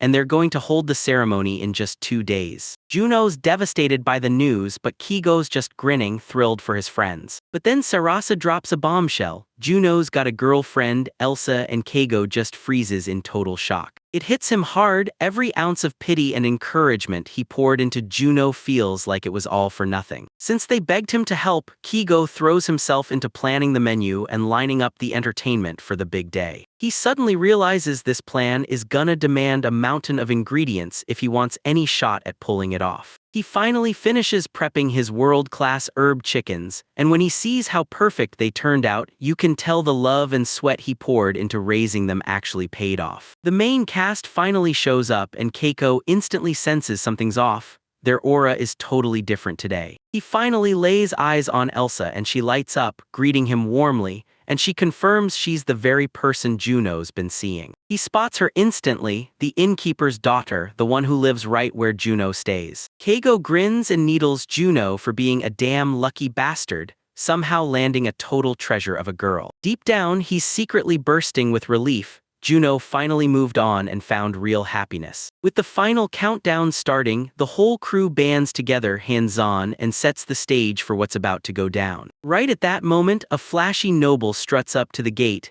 and his arrival instantly crushes the vibe. The whole group gets blindsided by an unexpected visitor bursting in out of nowhere. The man straightens his glasses, flashes a sly smirk, and spots a newcomer in the area. Marugo's face drains of color instantly. He recognizes that man and he knows he's staring down a real threat. Keigo's totally thrown, but he can't miss the truth. Only a barbarian would smash a wedding day this way. We jump straight into the Blue Wolves world, the proud hunters stalking their forest like it's their own. They still remember the moment their leader was cut down, and the one member they loved most was dragged away by a human. They realized that human was a walking danger, blasting strange magic, so they backed off and kept their distance. They had no choice, just lurking in the shadows. They watched the human fight to keep their kin alive. They finally understood it. This human wasn't hurting the little one at all, they were shielding it with every step. They swore their hidden loyalty to the human, until the day they could finally serve him the way he deserved. They began rolling out tributes like shields, and they hunted down anything that even might asterisk threaten the crew. One of the wolves went wide-eyed when Keigo threw himself in front of him, shielding him with his own body. After Keigo bandaged his wounds, the wolf finally understood.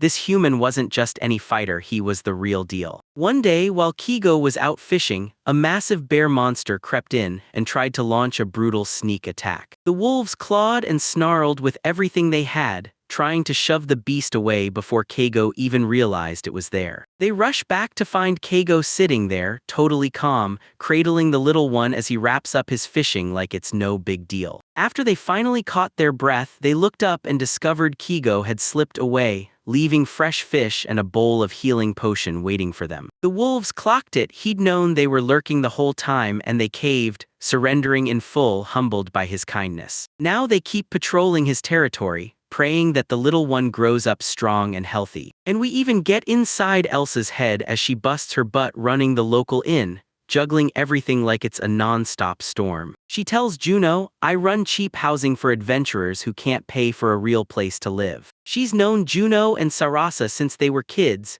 and her heart has been crushing on Juno for as long as she can remember. She could only stand there helpless, as Juno's heart shattered at the truth of Saras's feelings for Marugo. She watched Juno crumble under grief, his body wasting away inch by inch until he looked like nothing but skin and sorrow. She wouldn't let him be, so she stayed on him and made him eat, until his strength finally came roaring back. She knew Sarasa was a good woman, but a flash of envy still clawed at her. She figured her heart would never get answered, so she doubled down, staying by his side and cheering him on as his friend. Then, just like that, one day everything snapped, right out of the ordinary. Juno took a breath and asked her to be his lover, and the moment she heard it, joy hit so hard the tears just spilled non-stop. They finally bared their hearts, let the past stop haunting them, and stepped forward together. She's finally glowing with happiness, because Juno knows exactly how she feels now. Right on the wedding day, she slips into her favorite dress and fastens the pearl earrings Juno gave her, like she's locking in the moment. She finally drops the makeup mask and lets her freckles show,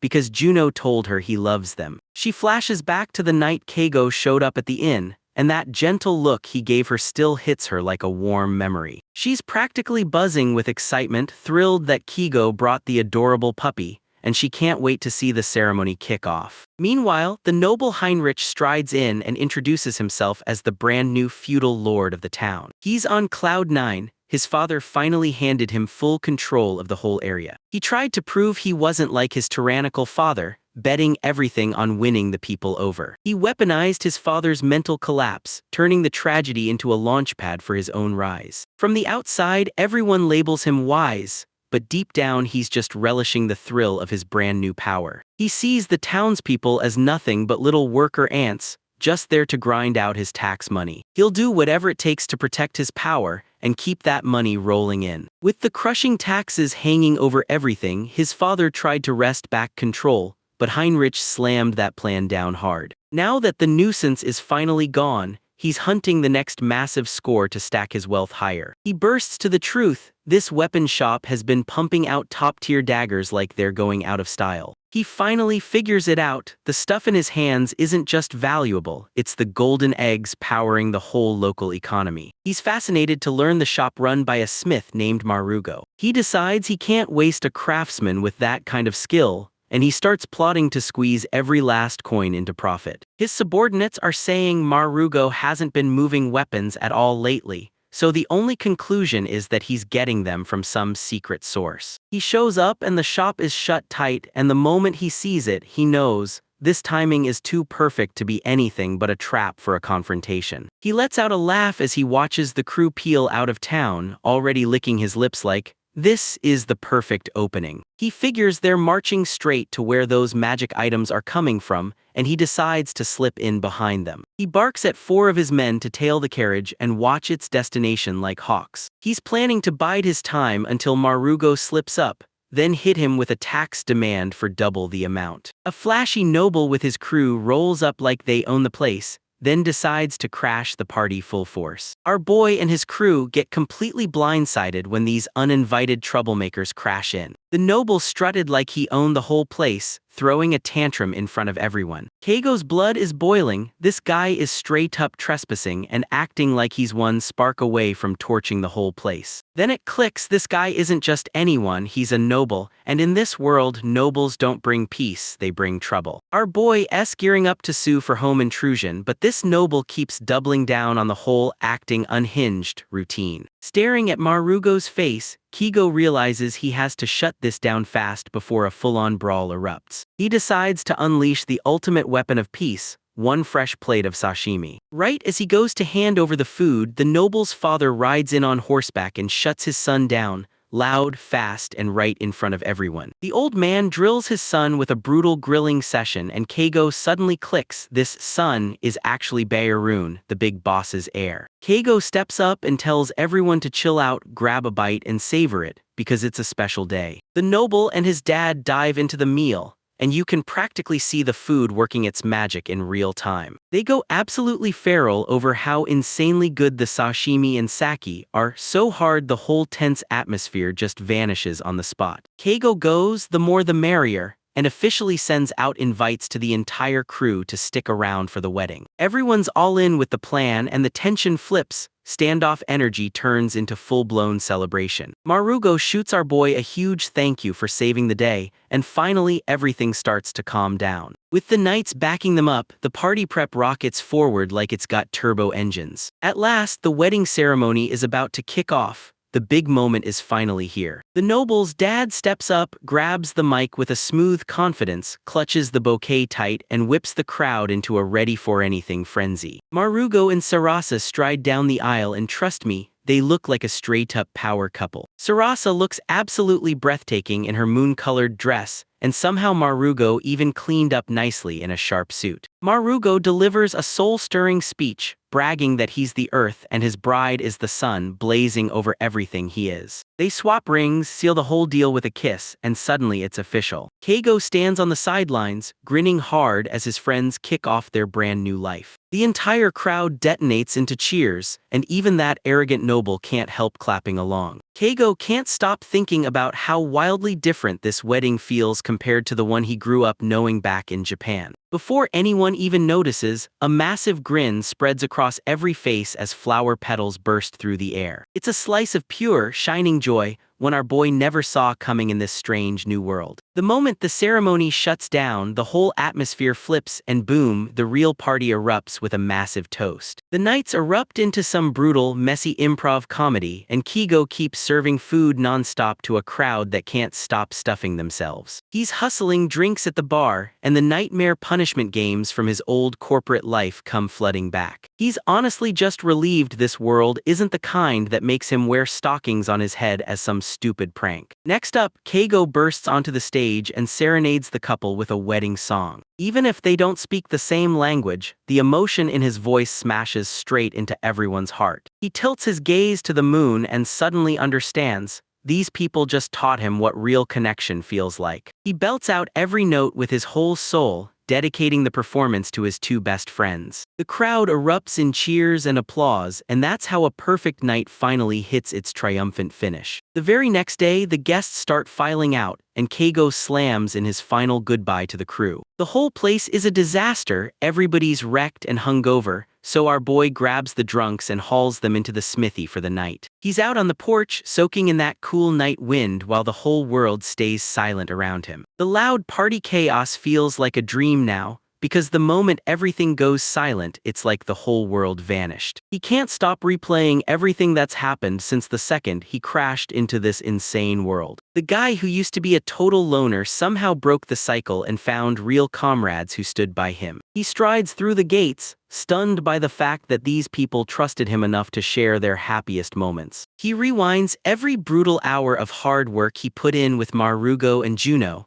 replaying it like it just happened. He still remembers when Sarasa and Elsa were right there, fighting for them and backing them up every step. Even his tiny buddy, Ash, along with the rest, has become an absolute lifeline in his life. And then it hits him, he's finally inside a real ring of happiness, a feeling he never got back home. In Japan, it felt like every word he heard was a weapon, aimed to cut, designed to hurt. He used to flee from everyone as a survival reflex, anything to keep himself safe. But in a world where his old logic falls apart, he stumbles onto something far better. As he grips Ash, he realizes even if it's all a dream, it's a dream that's damn well worth living. Those old contradictions are finally snapping, flipping upside down for good. Our boy is finally ready to step out of the shadows, trust other humans, and drop his guard for real. He doesn't know if he's got every answer, but he's clinging to this feeling like it's gold and charging ahead anyway. He tilts his head to the starry sky, burning with curiosity about the brutal challenges tomorrow might unleash. He's fully aware he isn't the same guy who showed up here in the first place. He can't stop smiling, like something in his chest just lit up and the future suddenly feels bright. He's ready to take on whatever hits next, standing tall with his head held high. He tells Ash, enough cleaning, drop it and get some real rest tonight. Even with the drunks in the smithy shouting and clanging, he realizes, somehow, he's fallen in love with this wild life. The very next morning, Keigo's back on the grind, blasting his wind magic over and over to crank his power higher. He can feel his magic surging stronger, but he refuses to slack on archery. He knows training his bow has to keep going. Suddenly, Ash starts growling. He can feel danger creeping in just out of sight. A colossal serpent bursts out of the woods and Keigo's eyes widen,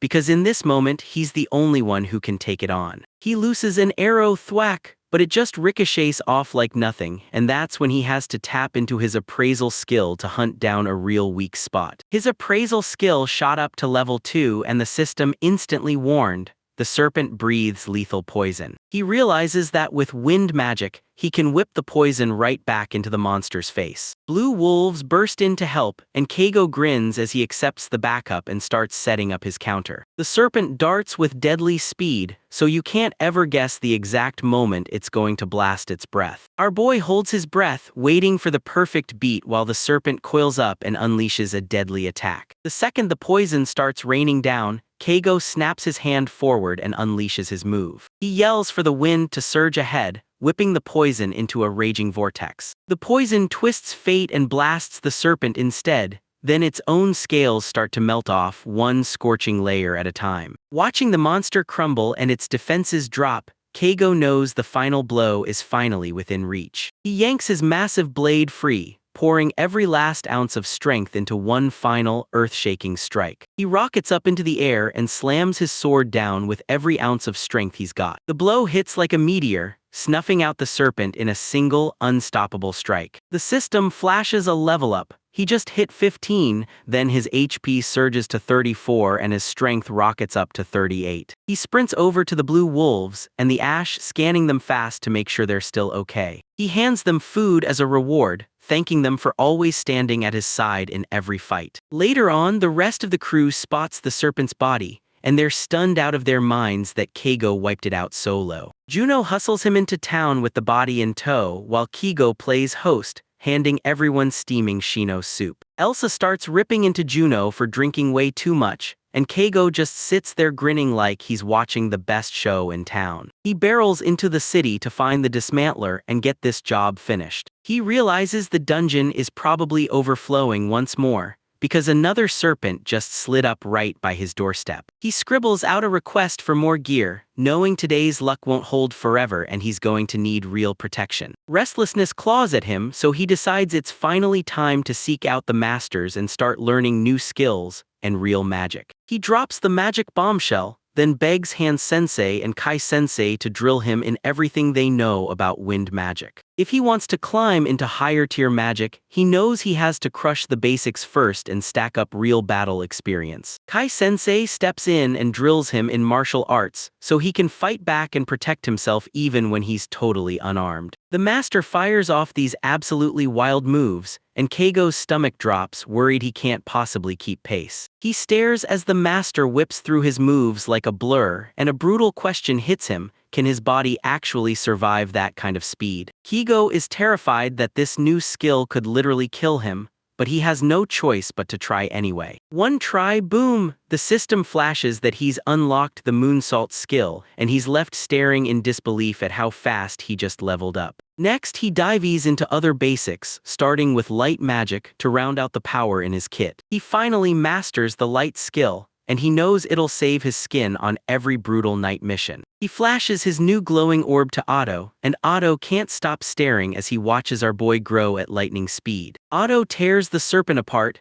then casually drops the bomb that its meat is a top-tier delicacy. Keigo takes one glance at that raw serpent meat and immediately shuts it down. There's no way he's eating that. He hustles the meat for a sweet 8 gold coins, but he keeps the scales, fangs, and poison glands locked away to use for crafting. He bets the scales will forge some top-tier defensive gear, so he hurries straight to Marugo's shop. He strides into the shop, thinking today will be just another no-drama business meeting with his buddy. Instead, he stumbles on Marugo and Sarasa right in the middle of an intense makeout session. Our boy's stuck awkwardly in place while the newlyweds soak up their honeymoon bliss. He slips away quietly, then slams the door shut to give them the privacy they need. He tells Ash, "Look, we should head home and let the lovebirds have their moment." But the second Sarasa spots those scales, her brain snaps. She's desperate to grab them all for her own crafting projects. Keigo decides to hand over the scales to them as a surprise late wedding gift, because they're still soaking up their honeymoon. They thank him and slide him some top-shelf liquor as payment, and he grins and gladly takes it. Back at his cabin, Keigo strikes a tiny flame, settles in, and gets ready to sip his drink like it's the moment he's been waiting for. After a brutal day of fighting and training, he's utterly wrecked, wondering why his body feels like it's hit its limit. Right there, he scoops up Ash, his tiny healer, and holds on tight, like he's finally found the exact silence he needs to recharge. Meanwhile, Marugo and Juno are already cooking up their next huge move, and trust me, things are about to explode into full-blown chaos. Keigo just finished forging an Ash Wolf Fang necklace, and it's a sweet little power-up to kick his gear progression into gear. Right now, he's back at the forge, stepping in for Marugo and forging a brand new blade. As he sharpens the steel, it hits him. He's gotten way too comfortable talking to himself,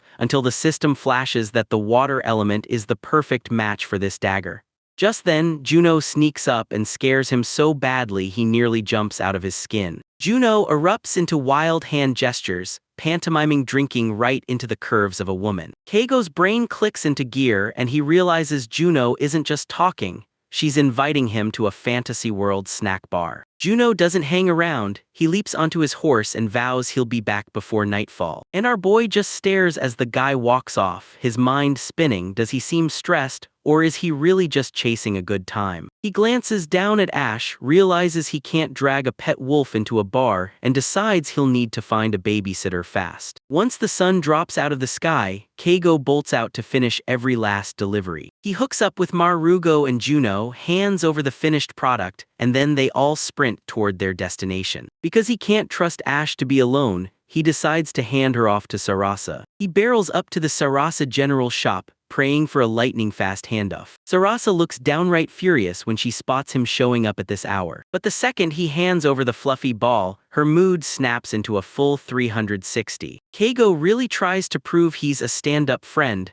then tells everyone he's heading out for a wild night on the town with the boys. And he even copies the exact hand gestures Juno taught him, so there's zero doubt she knows exactly what's going down. He swears being completely honest is the safest way to dodge a misunderstanding, but deep down he's worried he might have overshared way too much. Sarasa flashes him a smile, and it's so terrifying it feels like it's hunting him. Sensing the danger creeping in, Keigo tosses a handful of coins as payment for the pet sitting, then bolts out of there like his life depends on it. He rolls back to his crew, and they're already so deep into their cups it's getting out of hand. Marugo and Juno are absolutely buzzing, yanking our boy along like he's their ticket to ride. Keigo can't wait to find out what kind of wild Isekai'D booze this world is serving. They roll up to a pub named the Butterfly Cradle, and the whole place is buzzing like crazy. The second they step inside, Keigo clocks it instantly. This isn't some ordinary bar because the skinship here hits a whole different level. So he figures, I'm already here, might as well grab the moment and enjoy every second of it. Then they each get teamed up with a girl and Juno fires him a thumbs up like, go get M, and wishing him luck. Keigo's partner is this cool, collected beauty.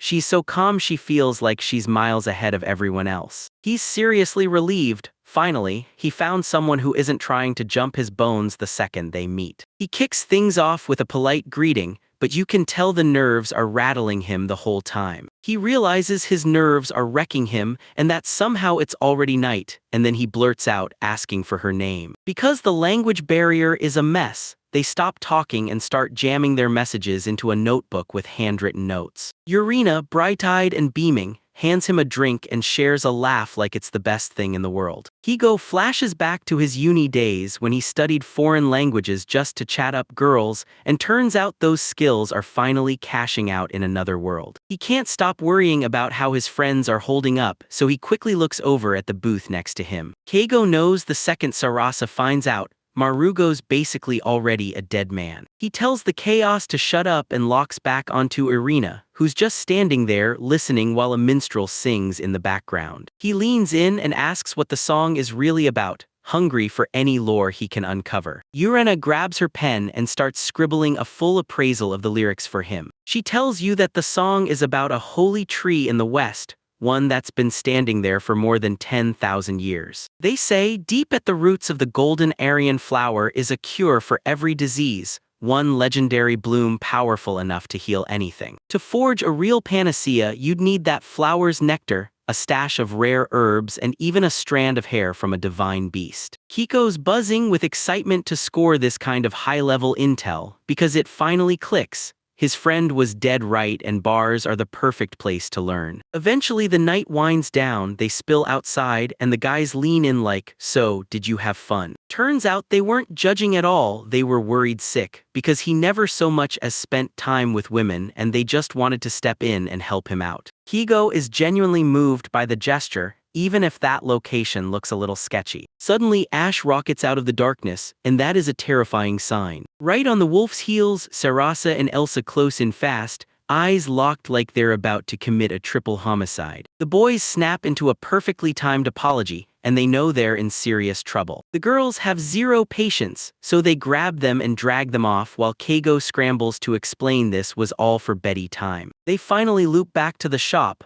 and that's when the interrogation kicks into full gear. Keigo decides to exercise his right to stay silent, because technically he didn't do anything wrong. Marugo and Juno are getting absolutely demolished, in the best way by their own ladies. Right when it looks like the rage is starting to fade, Ash snaps into detective mode. The wolf sniffs something out in Marugo's pocket, then yanks it free and flashes it to everyone like it's evidence of a secret. Sarasa snaps Keigo back to reality, he was only watching, and then tells him to head home. Our boy doesn't need a second warning, he bolts for the exit while Marugo collapses, begging for mercy. He sprints all the way back to his place, because staying on that battlefield would have meant certain death. Later that night he stares up at the full moon, forcing the noise in his head to finally shut up. Then we switch straight into Juno's eyes. He steps up, grins, and introduces himself as an adventurer from Leicester Town. He lays it out straight, Marugo's got a wife, he's got Elsa, but Keigo is stuck all by himself. Juno decided it was time to step up and team up with his awkward friend,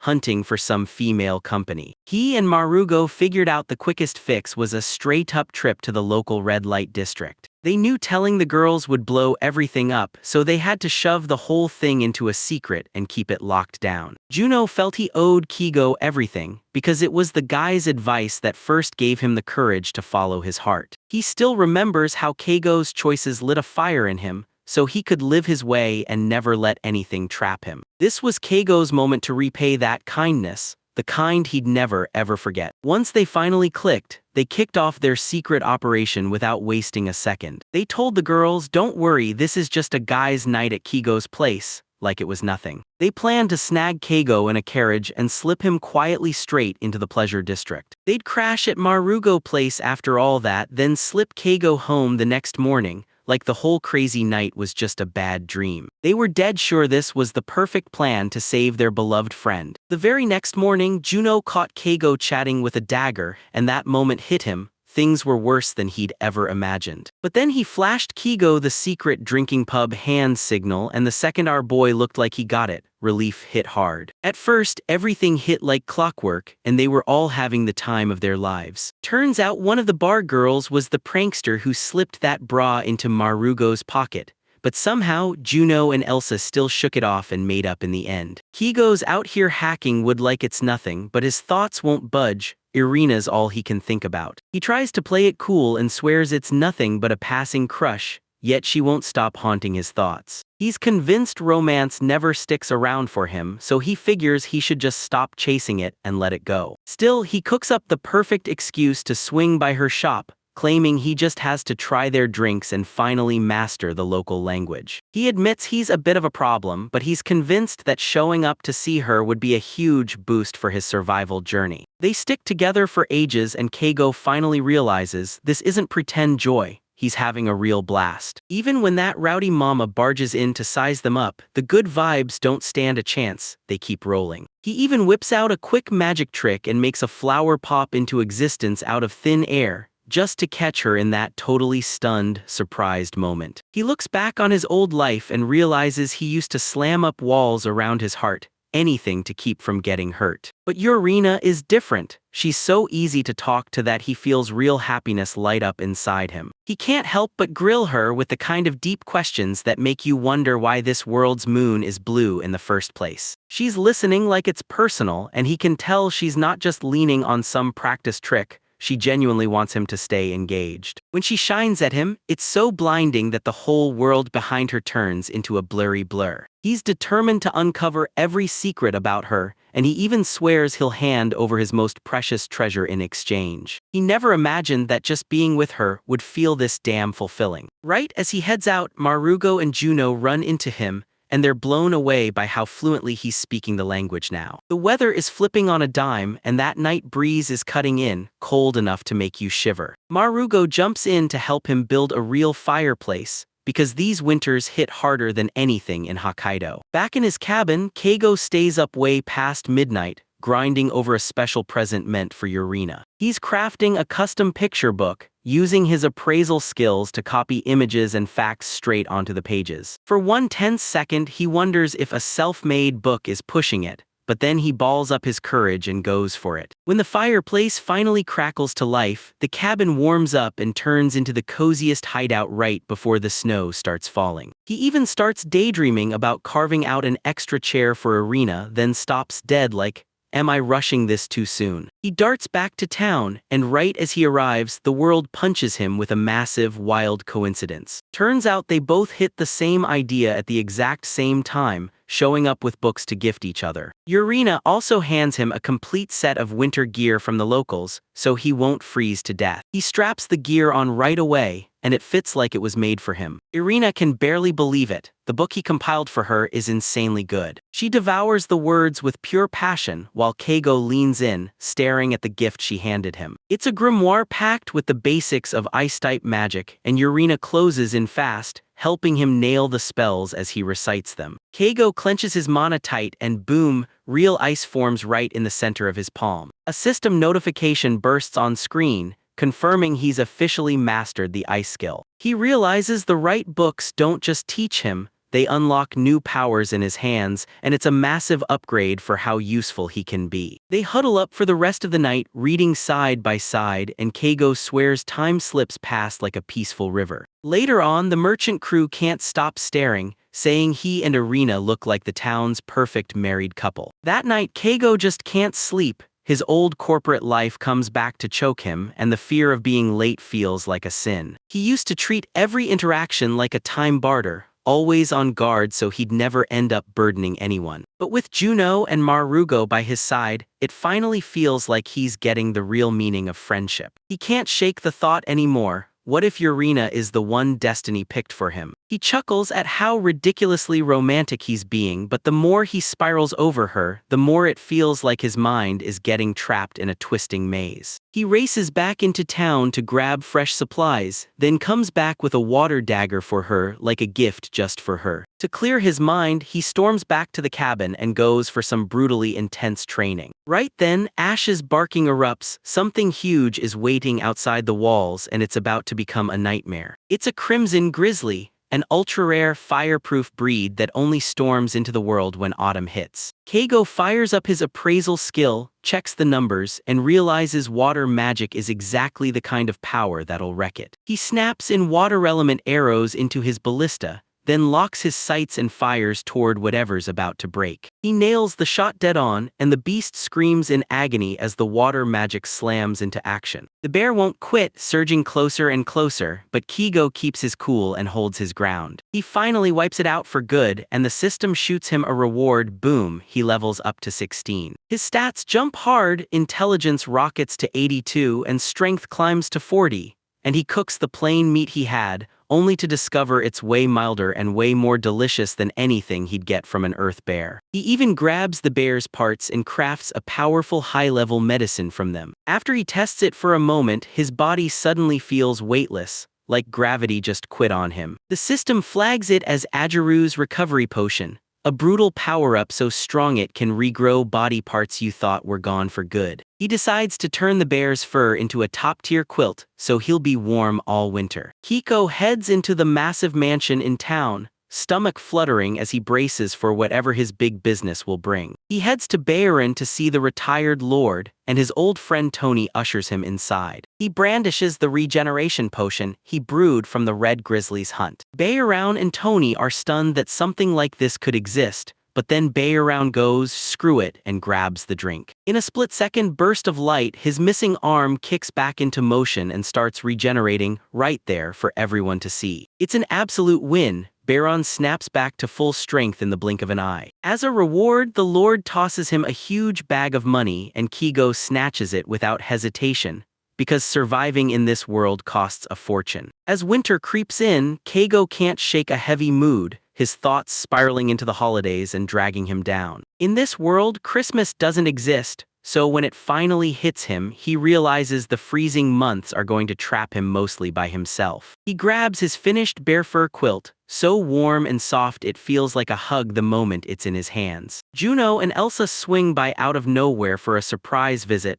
and the whole gang digs into a steamy sukiyaki feast together. They finally corner him and ask straight to his face if he's dating Irina. Kiko dodges the question, but you can feel the awkwardness hanging in the air like it's screaming. Over the next few days, he hammers away on his cabin nonstop, then rigs up water reserves to survive the snowstorm. Under the moonlit sky, he slips into a steaming hot bath, trying to untangle the tangled storm of feelings churning inside him. He finally gets it. Out here, survival skills matter a lot more than chasing romance. Self-doubt crashes over him. He starts wondering if he's even worthy of being with Irina at all. He tells Marugo he's done, no more trips to the shop, no more messages, so he slams the door on all communication for good. He spirals into a suffocating dark place, convinced romance is nothing but a crushing burden tearing at his heart. He tells himself his brain is locked in defense mode, then decides it's easier to just shut her out and forget her. And that's when everything shatters. Our boy collapses to the floor, tears pouring out, feeling like he's the most miserable person alive. Meanwhile, back at the bar, Bayaran bursts in like a fire alarm, yelling that Urena's in deep, serious trouble. Hinrich, the lord of Leicester Town, is grinning like he just struck gold over his brand new discovery. Lately, something weird's been crawling through his life, and he's not stopping until he rips the truth wide open. He stares in shock. His father's right arm, the one the dragon tore away, is healed all the way back. Even with all the secrecy, he can't shake the feeling that it all traces back to Kigo Okuda. After slipping the treasurer a bribe, he nods and confirms it. Keigo really did get rewarded for delivering the treatment. That part restoration potion our boy has, it's the golden key to everything. Heinrich frets, did the prophet heal his father's heart too, or just that arm? But his eyes snap back to the prophet himself. He'd never once heard of a potion that could bring severed limbs back from nothing. If he can snag it and flip it to the other nobles, he'll be rolling in gold coins in no time. He's still fuming because he hasn't snagged a single bite of Kigo's legendary food, or even one of his daggers, yet. He plans to break Keigo into his private slave and force him to churn out deadly potions for him. He gets the word from his spies, Keigo's been sneaking into the pleasure district. To Heinrich, it's almost too easy. He just rides the guy's greed like a ticket straight to power. He decides to join forces with a few women and spring a blackmail trap. The plan is to lure them in with district hoodlums and sweet-talk the beautiful women into acting as bait. Heinrich then decides to shut him in a basement, so he'll have to brew potions forever. He's convinced this is the perfect way to slip past his father's protection. He even mocks the gods like they're jokes, because he's convinced his plan is flawless. He slams a bell to call in his enforcer, Jeru. He leans in and orders Jeru to rocket straight to the pleasure district and get everything rolling. Jeru snaps into action, taking the hunt mission to track down our boy Keigo. Meanwhile, Keigo just wants to soak in some peace and quiet while he fishes in the calm. He feels like a total outsider in this world, just trying to catch his breath before it swallows him whole. He hauls in a fish and then it hits him like a thunderclap, wondering what his own existence even means. He rushes back home and starts cooking up a meal right away. He fires up his appraisal skill and scans the fish eggs,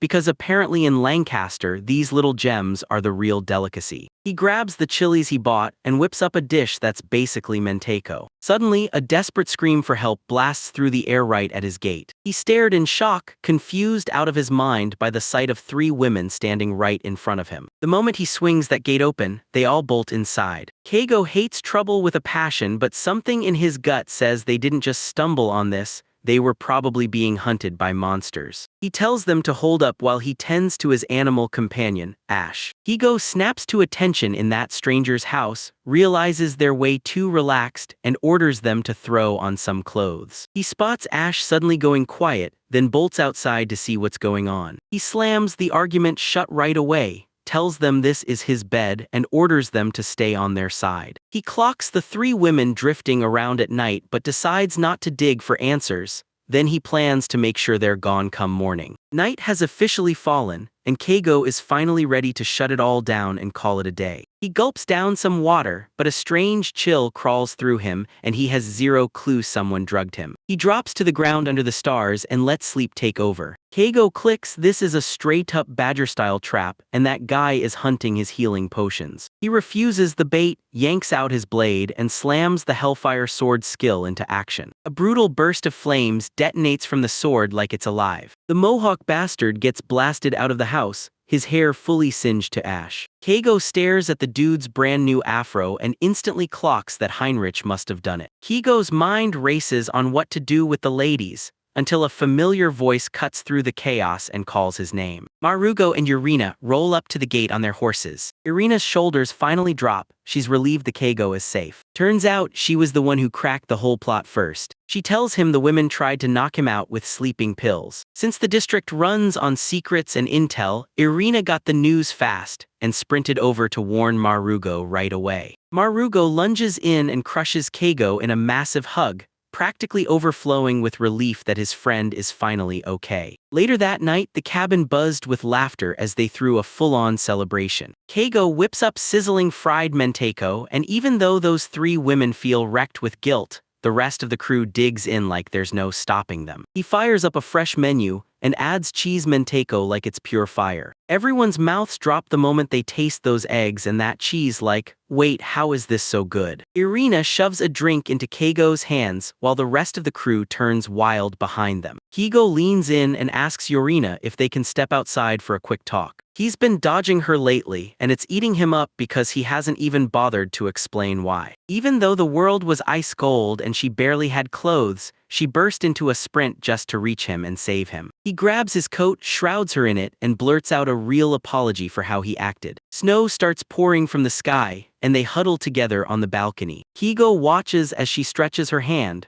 ready to grab the snowflakes midair. In that exact moment, she looked like a heavenly angel to him. He finally snaps out of it, drops the pointless overthinking, and steels himself to tell her exactly how he feels. He finally admits he's sorry for vanishing, then leans in and tells her, "There's one more thing." Our boy finally snaps, stepping up, baring his heart, and confessing he's in love with her. Irina grins at him and whispers that she loves him too. They sink into a calm moment in the snow. Finally, they're on the same page. Keigo reaches up to her own face, then the moment she feels it, everything finally hardens into peace. He starts to tear up, overwhelmed by the shock that she's finally not angry anymore. Every wall he ever built around his heart finally crumbled, melting away like fresh snow in the sun. He realizes that the moment she's hurting or in trouble, he can't help but want to be right there beside her. Beneath the velvet night sky, he swears a vow in utter silence. This one scoured swears he'll be her sword and shield from this day forward. They decide to sprint back inside before the cold starts freezing them solid. Suddenly, the door rips open. Ash launches out like a rocket. Keigo's jaw drops when he spots his friends tumbling out of the doorway. Turns out the whole squad was secretly eavesdropping on their romantic moment. They all blurt out "good evening," faces burning with pure embarrassment. The crowd erupts, everyone cheers, and storms in to congratulate the new couple like it's the best news ever. Keigo's face burns with embarrassment, but Yorina just smiles at him sweetly. Night drags on as everyone keeps laughing, clinking drinks, and cheering for the love story that's got them all hooked. Keigo never imagined a night could feel this amazing. Before you know it, everyone collapses into sleep, and right when it's quiet, Keigo leans in, tells his girl goodnight, and clocks out. The next day hits hard, everyone's nursing a brutal hangover, but Keigo can feel it in his bones. He'll never be alone again. He flashes back to earlier that day, when Yorina and the whole crew were charging out to start their shifts. Yorina had thanked him for the warm blanket, and watching her grind to learn his language absolutely wrecked him, in the best, heartfelt way. As they disappeared into the snowy night, he forced a brave grin, lifted his hand, and waved them off like he wasn't breaking inside. The second the door shut and that cold air slammed into him, he knew he'd just made a catastrophic mistake. It's only been a couple hours, but the house feels painfully silent, so loud it drowns everything out,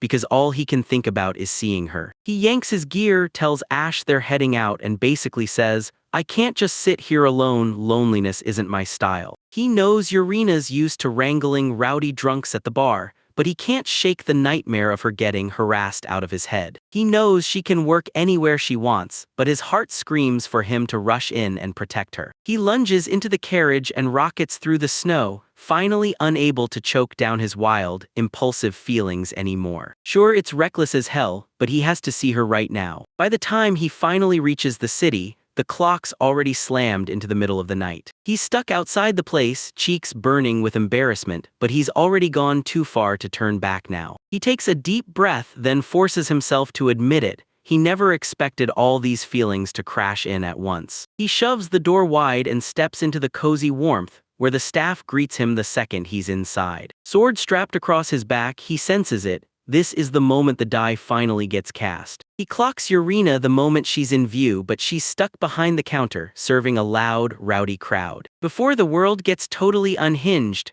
our boy slips into the booth like he owns the place and loudly calls out to her. The guys at the table are completely lost, but Keigo grabs Yorina's attention and warns her to be careful, because this is straight up dangerous. Suddenly the crowd erupts into screams, because they spot the ashes too. In the shop, the girls can't stop gushing. This little fox is the cutest thing they've ever laid eyes on. Irina tells Keigo to grab a seat since she's not booked yet, and Ash instantly turns into the shop's unofficial mascot. They sink into a quiet moment, and she thanks him again for the blanket, saying it was so warm it felt like a hug. They clink their glasses in a toast, but the calm shatters fast. Keigo bumps into Shop Mama, and the moment he sees her rugged swagger, his danger sensors shriek like crazy. Just then, a pack of thugs smash through the front door, hungry for a fight. One of the guys snatches Keigo, but our hero clocks it. This dude isn't some random attacker at all. It's the former Mohawk guy. Now he's rocking a totally bald head like a whole new man. Keigo refuses to unleash a huge brawl at Yurina's workplace, so he ditches the chaos and goes for a calmer plan. He yanks out a healing potion and shoves it into the guy's hands, telling him to drink it right now. He doesn't know if it'll work on hair, but it's a risk worth taking anything to dodge the fight. Then out of nowhere, his head lights up like a blast furnace, and a huge mohawk shoots out instantly. It's even longer than last time, and Kigo's gut screams deja vu like it's already happened. The thugs burst into pure joy, losing control and start roaring and cheering for their leader. Still, the leader grits his teeth and decides he's taking Irina by force, no matter what. Keigo snaps and unleashes a brutal blast of fire magic, driving them back for good. Just before the thugs can even react, the shop's mama rushes in and lands a brutal kick that hurls them flying through the air. Keiko rushes over to Irina, and the moment she sees the danger here, she realizes Irina can't keep working in this place a single day longer. He locks eyes with the mama and declares he's taking Irina with him. He yanks out a bag packed with 300 gold coins and crashes it onto the table. He leans in and tells her straight up that Irina matters to him more than any pile of money ever could. He snatches Irina's hand and digs in, refusing to ever let go. Mama stares at the cash, then shoots a look at the couple, realizing our boy isn't playing around. She finally snaps, tells them to get out and leave the shop. Yorina squeezes into one final hug, tears spilling out as pure gratitude, because she's finally earned her freedom. They burst out of the building, but the thugs are already right on their heels. The mama stands in the doorway like a wall and snarls at the punks,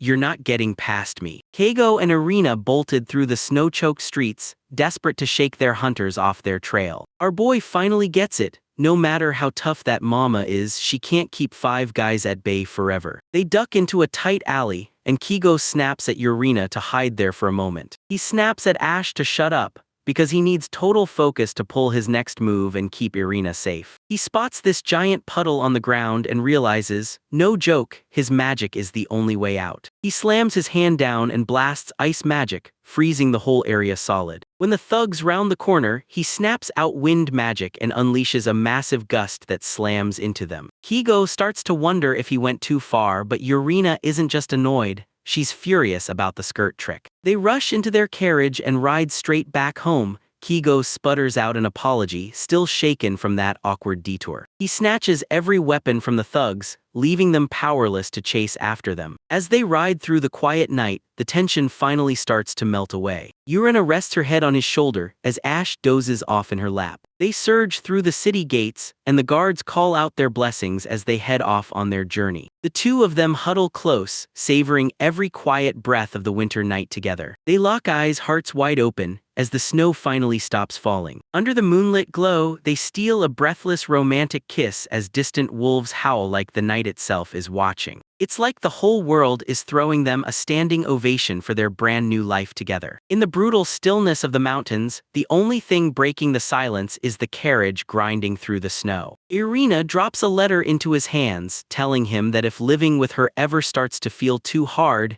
he has every right to break up. She leans in and blurts, "I love you," then promises she'll cling to his side forever. She accepts every piece of him, including the secrets he's terrified of. He's left speechless because a genuinely kind soul like that actually exists in this world. He knows he's the only irregular here, but at this point it doesn't even matter. He can't stop imagining it. If they ever had to split, his heart would shatter into a million tiny pieces. He swears he'll never let her go, because without her he can't keep living. Their new life together finally kicks off for real, and every single day bursts with pure happiness. They sit down together, bite by bite they bond deeper, and they keep praying, "Please, let us live long enough to grow old side by side." No matter what chaos hits next, he's sure they'll be okay. A few days later, Sarasa and Marugo storm up to Yurina's house with every single one of her belongings. They even hauled over things the mama had saved for her back back at that old bar. Yurina can't help but cringe at what they uncover, but Kigo just grins like it's all part of the fun. Marugo blurts that he's craving a specific dish, and Kigo immediately grabs his gear and heads out to fish. He steals a quick kiss from Irina, then bolts out into the bitter cold. He tells them to guard the house while he's gone. As his carriage rumbles toward the water, he can already feel the warmth of home slipping away. Suddenly, he spots something way off, scraps of weirdness swirling in the water pocked full of holes. A monstrous, thorn-plated beast rips out of the depths, clawing its way into the world. He clocks it's a brand new species and snaps into battle mode. He slaps on the appraisal and boom, he realizes it's a giant urchin and lightning is the key to breaking it. The monster unleashes its thorns like missiles, and Keigo slams his shield up to hold the line. He clocks a nasty delay between each attack as it regenerates its spikes. He bides his time for the perfect opening,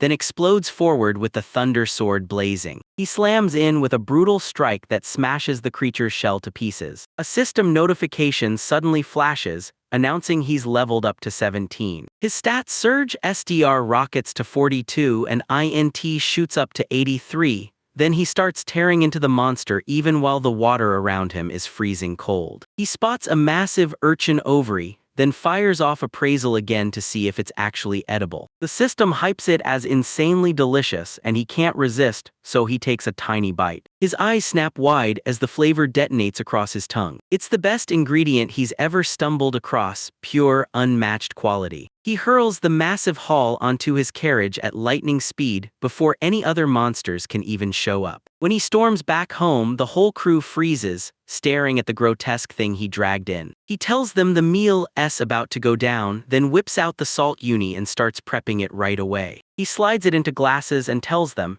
dig in, use a spoon. At first they hesitate, but once he starts barking out instructions, they fall in line fast. Kigo can't stop fidgeting, his nerves screaming as he wonders how they'll react when he serves raw food. The second they take a bite, they burst into screams, yelling that it's absolutely delicious. Then Keigo whips up fluffy uni omelets in a flash, like he's speedrunning a delicious disaster. Everyone is shoveling food down so fast he starts to wonder, are they not tasting it? Are they getting drunk off the flavor alone? They're begging for seconds because that food is so insanely good they can't stop eating. After dinner, he drags Ash outside and gives him a quick, refreshing bath. He hops right into the outdoor bath himself, soaking up the sharp winter air and the wide, crystal-clear sky overhead. He rockets back into the house and catches Sarasa and Marugo smiling like absolute goofballs. He snaps at them, telling them to cut it out and stop feeding Irina all those weird ideas. Urina stormed back inside, seething so hard she looked ready to explode,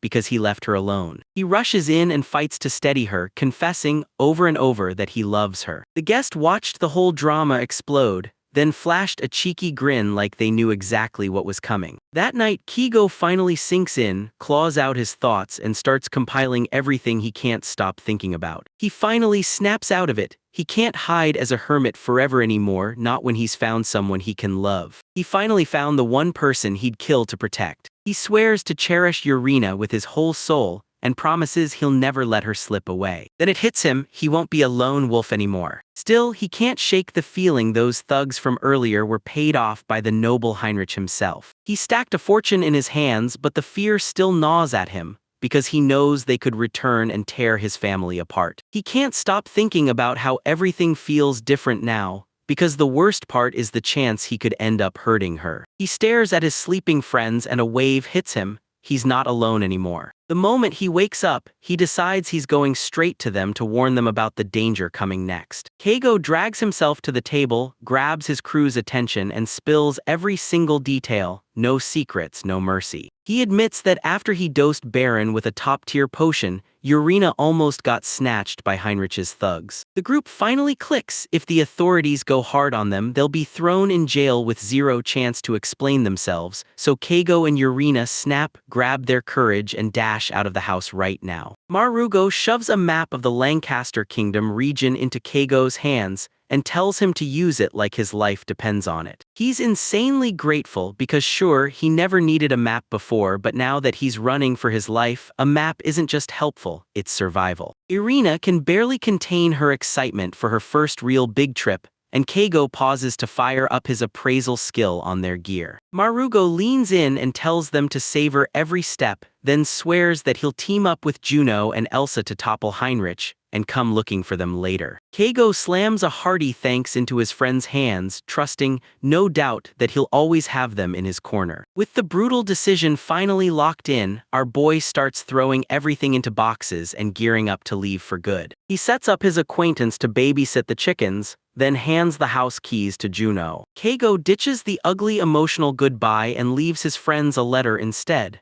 because he wants to keep it manly and spare everyone that messy, teary wreck. He seals the letters shut, leaves them for later reading, and then snatches one last critical item before he goes. As he strides toward the carriage, he steels his nerves, because Irina is about to drag him into a journey that could change his life forever. He halts for a heartbeat and shouts her name out loud. Our boy yanks out a urethra flower and thrusts it into her hands like it's a wild, must-win offering. He drops to one knee and pours out, "I love you forever," begging her to become the center of his whole world. That's not a hint, that's a full-on marriage proposal right there in the snow. He can't stop worrying he might have butchered the traditional wording, but when he looks at her, his eyes are pure, unshakable sincerity. Irina's eyes well up as she blurts out, "I love you forever too," and begs him to be her son. Keigo lets out a huge breath of relief, because his message actually got through, and that urethra flower, it's basically the badge of a happy marriage. They sneak in a secret little marriage ceremony on the spot,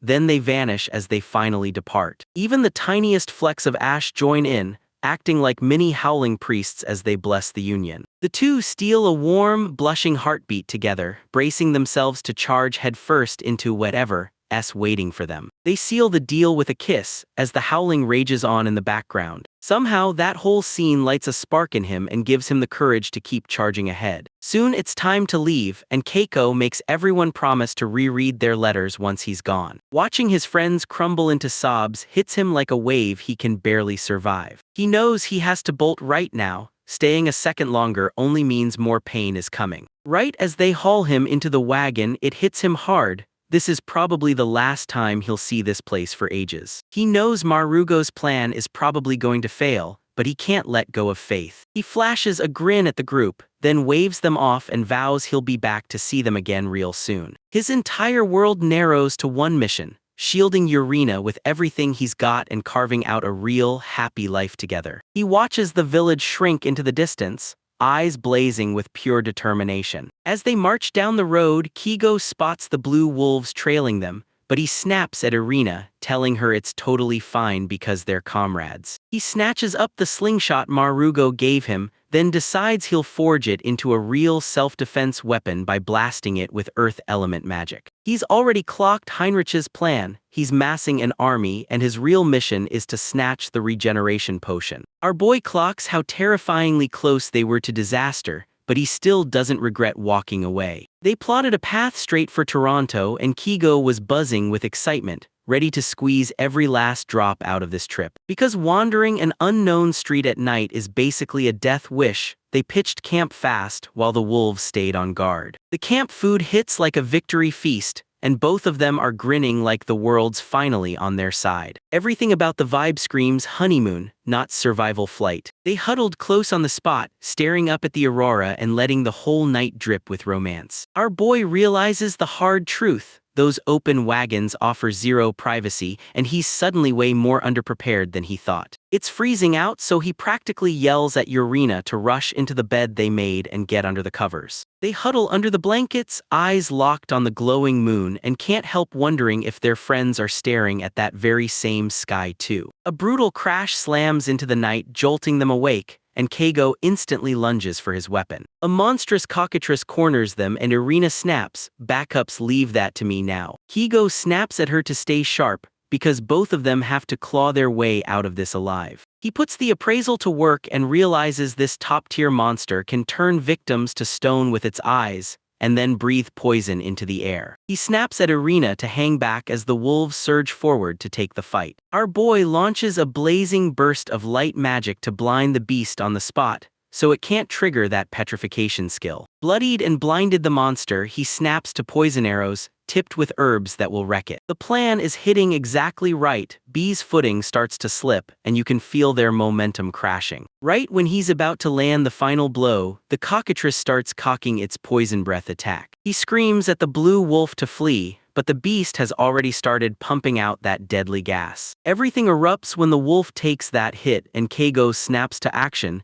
He has to finish this right now. He shouts to Yurina, and together they line up for one massive, coordinated strike. They unleashed everything they had and at last smashed the monster into the ground. That win explodes his power. He rockets from level 17 to 18, HP jumps to 40 and his strength blasts up to 44. He brushes off the stats for a split second, then charges forward and shoves an antidote potion straight into the blue wolf's mouth. Shock rattles through him at how one moment away they were from losing a comrade. The forest suddenly goes dead silent as they finally absorb just how brutal that fight was. They finally lay down a grave for the fallen warrior who never made it home. Keigo drops to his knees at the cross, gripping the moment as he thanks the wolf for guarding them all this time. The whole group freezes in the snow, and the air turns heavy with heartbreak. Even with that gorgeous sky overhead, the brutal truth of their journey is starting to weigh on them like 1,000 pounds. Meanwhile, back in the city, Heinrich is boiling with rage, because his second plan just crashed and burned. His subordinate snaps that Keigo isn't some ordinary guy,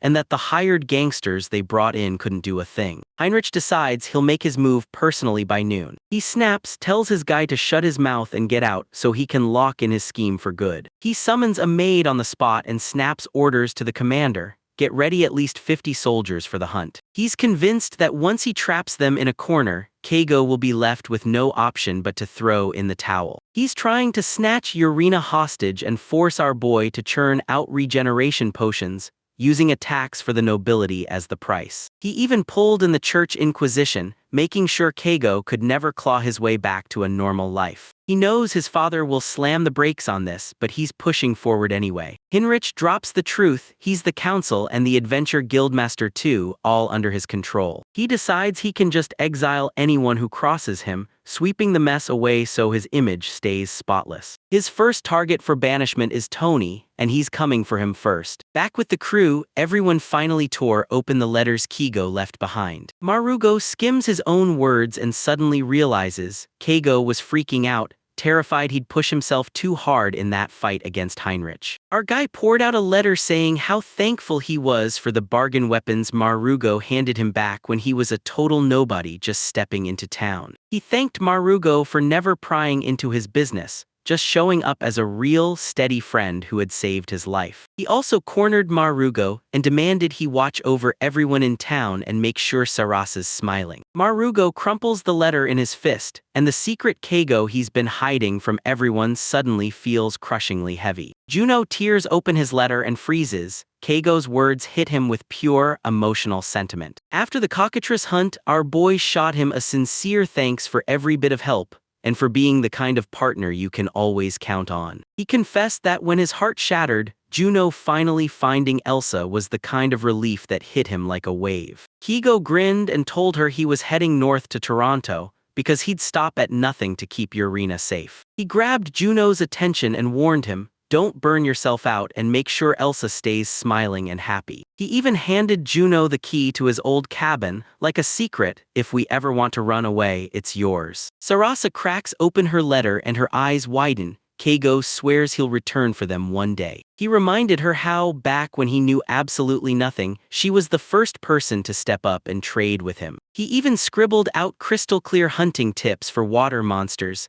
and reminded her of that brutal raw uni they once ate. Sarasa is absolutely crushed, staring into the void and can't stop asking himself if there was any other way he could have stayed. Elsa tears open the letter and reads the bombshell. Keigo wants her to watch over Juno so he doesn't go off the rails. Juno shows up later that night, and when they connect, they both realize they got the same farewell message. They huddle up and figure out what to do with Keigo's house, and how to use every recipe he left behind. They lock in a promise, keep his spot spotless, then wait for the day he finally comes back. Rage burns in Marugo's chest as he can't stop thinking, how does Keigo plan to survive without them? He snaps Heinrich did this, and rage starts boiling over like it might spill out of his chest. He slams down a list of every person the nobles could strike next. Rage floods his mind. He can only think about crushing Heinrich for what he did. Now we dive into Ash's head. Pride flares in him because his master's name for him feels like a trophy. Ash tells them he's got a rare power. He can see the soul colors of living people. He paints Kigo and Irina's glow in words, like a warm bonfire blazing right in front of you. Ever since they tied the knot, their soul colors have become even more breathtaking in his eyes. Ash is living his best life, tearing through adventures with the blue wolves, and savoring every bite of the meat Keiko hands him like a friendly prize. The wolves haul him into the secrets of the Wolverine Requiem and point him toward the legendary God tree like it's the key to everything. They tell you the moment they pass, they vanish into the tree, like their souls fuse with its roots forever. That's why the blue wolves charge into even the most brutal foes and never once back down. The older wolf leans in and tells Ash, "You're going to be the next lord, now get stronger." They all howl in unison, pouring out a requiem for the comrade the cockatrice just tore away. The wolf leans in and declares that Keigo is a terrifyingly powerful man, someone who beat Ash's mother in a straight-up fair fight. He leans in and tells Ash, "The human you're chasing is the very enemy of his mom." Ash admits he figured it out already, but he still fully gets that the world's rules run deeper than that. He can barely recall his mother's face, but he swears she swung first, and that Keigo only fought back to defend himself. Ash is convinced this world runs on pure survival of the fittest.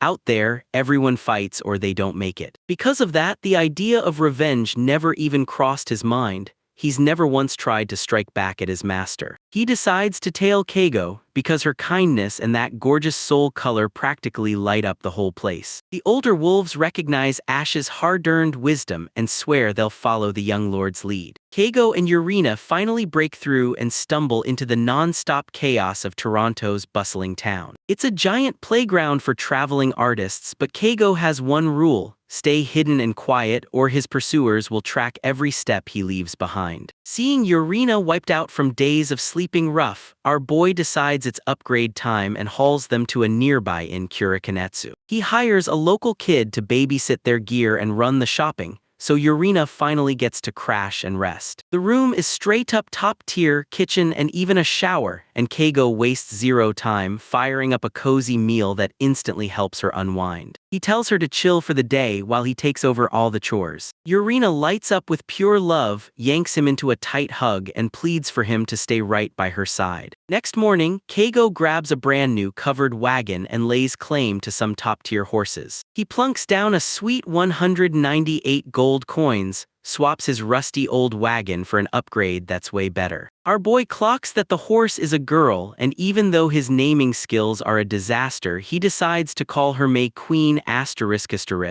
like a potato type. The second Irina wakes up, Keigo sparks the idea: let's actually enjoy this town for a bit before we move on. After a solid night's sleep, she's glowing like new, and Keigo can't stop staring at how unbelievably refreshed she looks. Even with panic screaming that she'll get caught, she still admits it. Just for a little while she wants to see the sights. They step out together, fingers locked, and let the kid take charge of the rest of the preparations. They kick off a wild knife-juggling show, then cannonball straight into the local festivities head first. Irina is living her best life at the circus, and Keigo can't stop smiling just seeing her finally light up with that real smile again. But the night can't last forever, so they slap everything together, check out of the inn, and fire up their momentum again. Keigo's gut screams that danger is creeping closer, and he's dead on. They bolted out of town at the very last second, dodging disaster by the thinnest thread. Meanwhile, over on the enemy side, Heinrich is completely unraveling as that report lands: Keigo has vanished. He clocks that Keigo isn't some random merchant at all. Then the scheming starts because he's decided to grab our boy's talent for himself. He's completely hooked on the special potions Keigo can brew, so he decides nothing matters except keeping Keigo alive at any cost. He's about to unleash his whole army, locking Keigo in so she can't slip away by carriage. He's got a twisted plan. He thinks he can use the torture core on Irina and snap Keigo into total, blood-curdling obedience. He demands a fresh horse and jumps in himself, ready to spearhead the charge. He's dead set on forcing Keigo to swallow the exact same humiliation he's choking on right this second. To get us through the filthy jobs, we're introduced to Joni,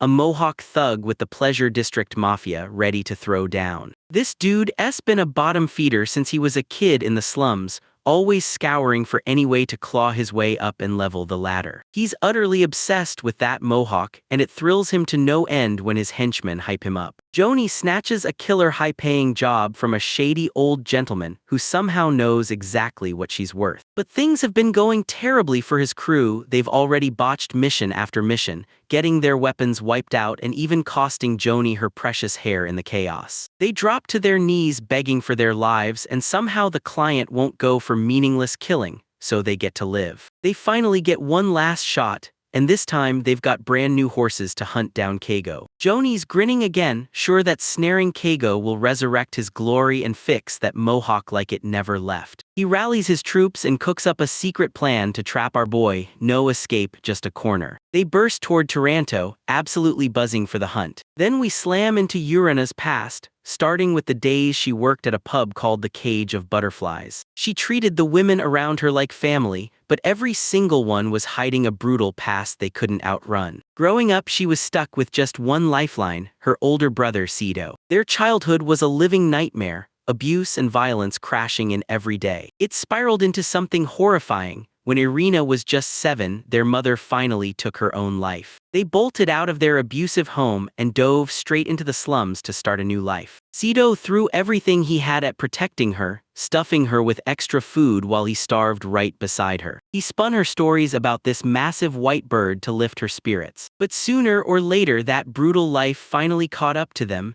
and Sito crumpled, collapsing under a crippling illness. And just like that, he was gone a moment later, leaving Irina stranded, alone in the world. Right when she thought she was done, just waiting for death by the roadside, someone suddenly reached out and grabbed her hand. Josephine, the pub's owner, stepped up, handed him a name, and gave him a place to belong. Josephine handed her a job and wrapped her in a warm embrace that felt just like the white bird her brother used to tell her about. She fed her, tucked her into a clean bed, and let her finally breathe and recover. Urina finally latched onto a real mother figure, and every tear she'd been swallowing since her brother died came bursting out. And Irina threw herself into the grind, fumbling like crazy at first, yet not a single person ever laid a hand on her. The other girls doted on her like a little sister, styling her, dressing her up, and using tattoos to cover every last scar. Slowly, day by day, her broken heart started to mend. Josephine even drilled her in defensive moves, making it crystal clear: some men don't just back off, they freeze when a woman is strong. She handed Irina a special wire tool, protection from the nobles who love turning children into playthings. Jorina grew up soaking in love, and on Josephine's birthday, she poured her heart into a special hat just for her. After her father died, Urina plunged headfirst into serving customers,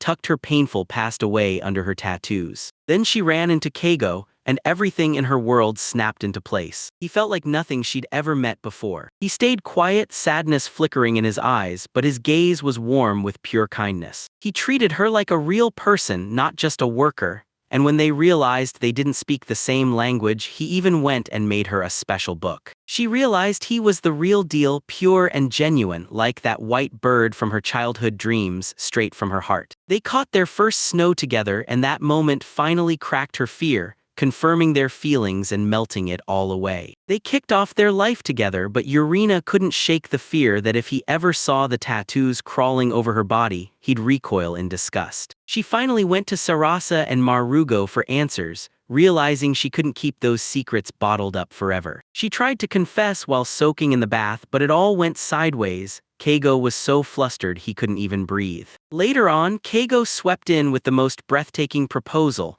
begging her to be his son and ignite his entire world. She flashed a grin, snatched the chance, and sealed the single happiest moment of her entire life. But even with Keigo at her side, the fear of her past still chased her, especially after she watched him shield her from monsters on their trip. Back in her Toronto lodging, she finally grabs the courage and spills every last secret to him. She crumpled into tears, bracing herself for him to ditch her for good. But Kigo won't run. Rage flares as he blames what happened to her, and he starts brewing a dangerous plan on the spot. He hands her a mysterious concoction and orders, "Drink it." Right as the tension spikes, that same kid from earlier storms in yelling fresh news about their wagon. Kigo's face burns with embarrassment, and he snaps at the kid that they should have locked the door properly. Our boy S finally living the dream. He's hauling east into a snowy adventure with the girl of his dreams by his side. Urina finally spills her dark past, and watching her trust Kigo like that lights a whole new fire in him to protect her even harder. Ever since they started sharing life in that wagon, she stopped hiding her ink. Kigo just grins and calls it straight-up badass fashion. For the first time ever, he realizes his heart is pouring out pure, raw, unfiltered love for her. They finally roll up to a river to catch their breath, but the calm lasts about 2 seconds before a massive presence crashes into the scene. A pack of colossal uni monsters tore out of the snowbank, roaring for a fight. Kigo and Urina lock in instantly. She fires support magic while he swings his shield and smashes the creatures to bits. After that effortless victory, our boy gets ruthless and plays chef, tossing his enemies into a gourmet fantasy.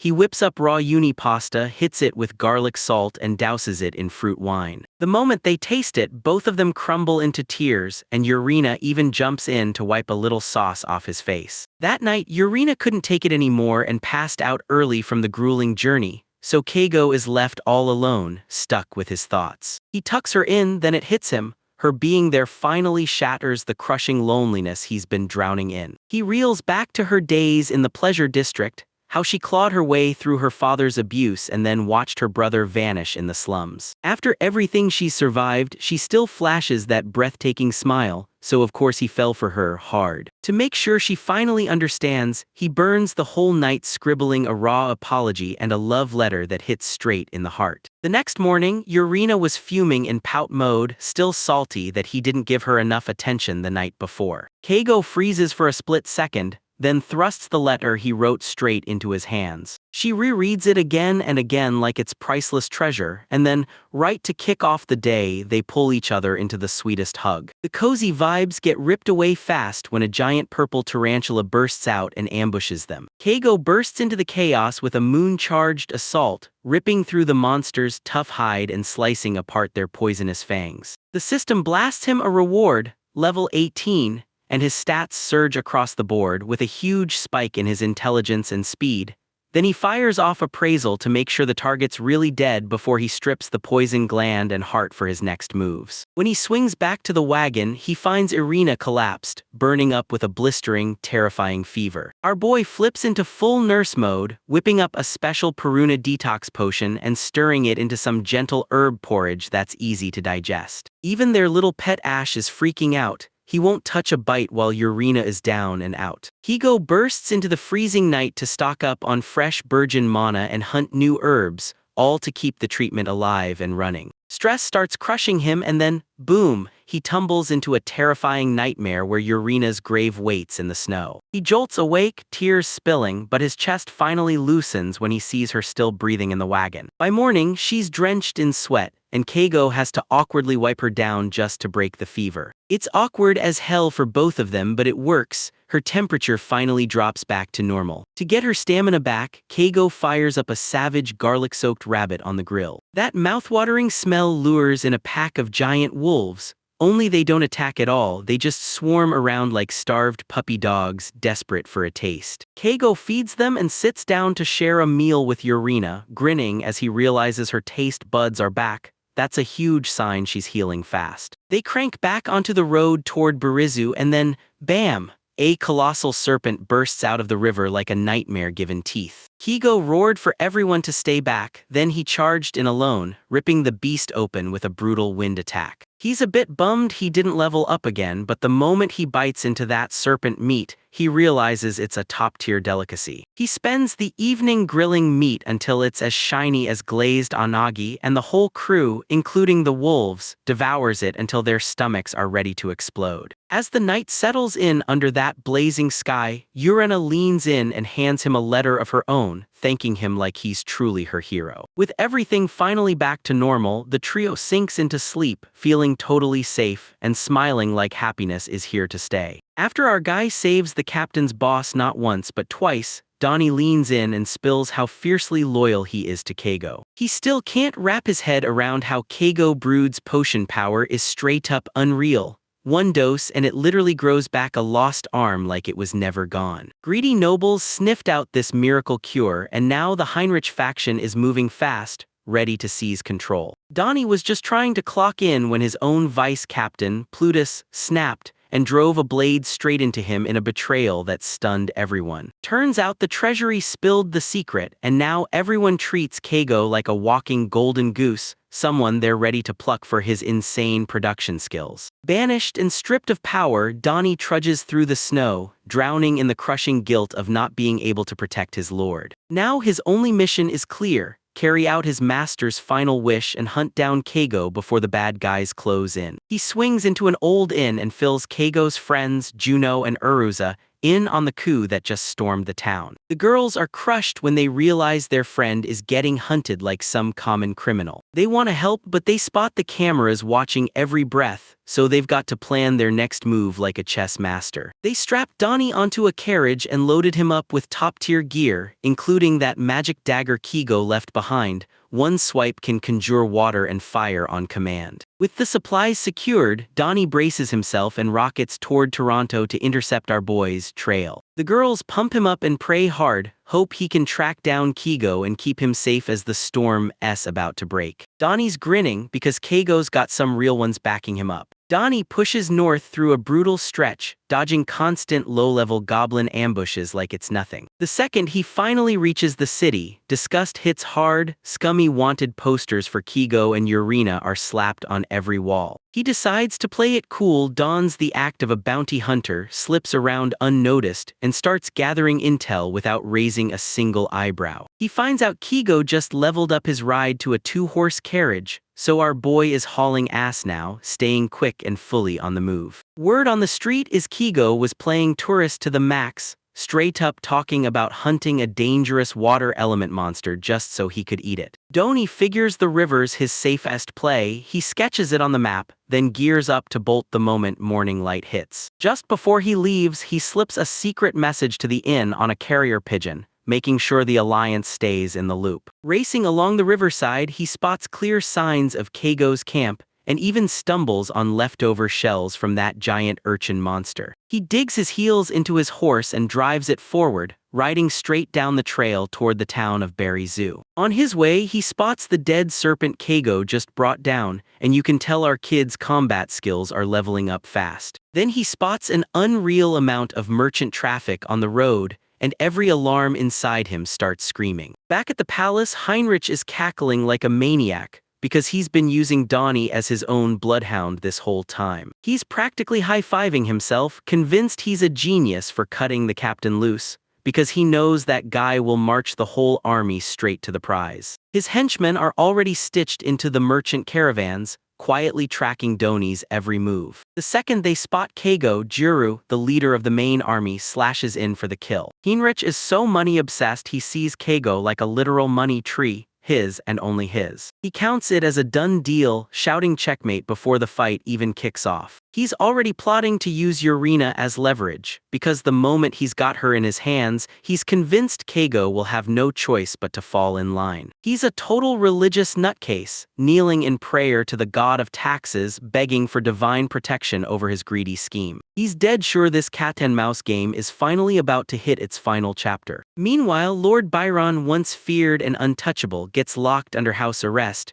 reduced to a hollow shadow of who he used to be. His own son has chained him down in a cell and keeps him watched 24/7 by a whole squad of guards. He can't stop replaying Heinrich's education and where everything went off the rails, spiraling over one terrifying thought: is Donnie really holding the line and keeping Keigo safe? He flashes back to the days when Heinrich was still a sweet, honest kid, before religious zealotry swallowed everything in his mind. Now he just feels like he's completely failed as a father. Melty Chan is the only thing keeping him sane, but those guards slam the door shut, so he can't even lay eyes on his fluffy little friend. He throws a full-blown tantrum to force his way, but the guards just won't move, no matter what he does. Days drag by with zero change, just that old man breaking down, wailing for his lost pet, while everyone else's world keeps rolling forward without him. Cut to Juru, the loyal butler who stayed by Heinrich's side since he was just a kid. He's convinced Bear Rune was a total fool, and he's certain Heinrich is the only one who can rule. He's 100% in,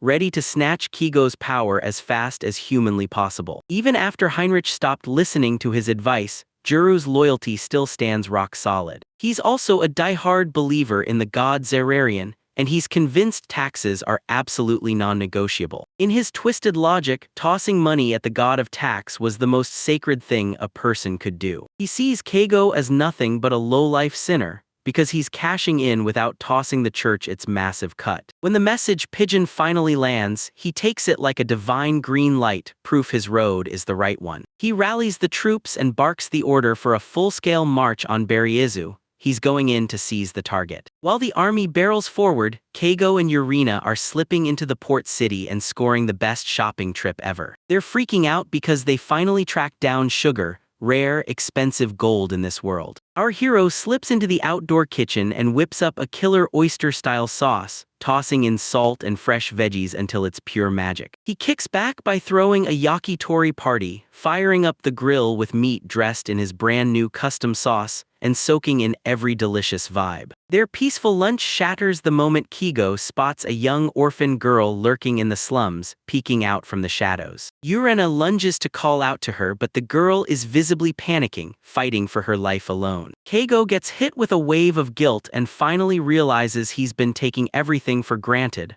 while kids are starving on the streets. Seeing the girl caked in dirt, shaking uncontrollably in the cold, tore his heart in two. But then our boy starts tearing up, because the unfair world they got thrown into suddenly feels heavier than he can hold. He steps up and asks Irina straight out if it's okay to hand the girl the magic water dagger. This dagger is a total game changer for the orphan. Now she'll never have to pay a single coin for clean water again. He passes the weapon and tosses him food, but he can't look away from the pain screaming right in front of him. He even shells out for a room at the inn, so she can duck out of the brutal cold for a few days. He leans in and demands the innkeeper keep it locked down tight, because he wants the girl to have her shot without summoning any unwanted eyes. Back in his room, Keigo sinks into the silence, thinking about Japan, and finally realizes just how savage survival really is. When they finally tear out of town, a surge of purpose hits him like he just ignited a fuse, yet he knows deep down he's still only scraped the surface of this world's problems. Out of nowhere, a voice screams for them, and Keigo's instincts kick in hard. He yanks Urina and bolts straight for cover. Turns out it's Donnie, finally caught up, and he's just relieved they're still standing, still in one piece. They finally sit down to talk, and Donu just drops a bombshell. Heinrich's army is closing in fast. Donnie being on their side, an elite knight with serious muscle, massively boosts their defenses. They try to slip away downstream under the cover of night. Then their cat, Ash, starts growling at the shadows like it senses danger. Before anyone can even blink, a brutal ambush erupts from the surrounding woods. Torchlight blazes across the night as a savage horde of soldiers and thugs closes in around their carriage. Donnie shoots into action, but the sheer weight of numbers crushes him for one night alone. Even the enemy rolled out magic users on the battlefield, and our boy's situation turned brutally grim. Juru strides up and snaps, telling his mages to hold their fire, because if they mess up their prized target, it's game over. Keigo clicks that's the commander and realizes they've just walked straight into a perfect, deadly trap. Soldiers lunge in and snatch Urino up, and even Ash gets shoved aside hard the second the little cat tries to fight back. Juru orders them to drop their weapons on the spot, like he studied every last one of them and already knows exactly how this group works. Donnie and the others get boxed in by a wall of blades, and there's not a single escape route in sight. When those soldiers start manhandling the cat, Keigo snaps, hard right at his absolute breaking point. He screams at them to stop because one wrong move, and everyone he cares about is dead. With everything on the line, our hero throws himself forward to save his friends, begging them to let him take the hit, because he's the only one they're truly after. He slams his weapon into the snow, then drops the last shred of resistance, complete final surrender. The rest of the group gets dragged along too, crushed by the brutal shock of their sudden defeat. Just like that, the journey gets yanked out from under them, and boom, it's game over for our boys' freedom. They're yanked into the back of a wagon, tied up tight, because that sweet honeymoon bubble is about to burst into something brutal. As the caravan speeds back to the city, Keigo feels it in his bones, like the road ahead is leading him straight to his doom. Marugo sprints forward with pure determination because he knows he has to step up and rescue his friend who was locked away unfairly. He decides that if he wants zero regrets, he'll do whatever it takes to forge a resistance,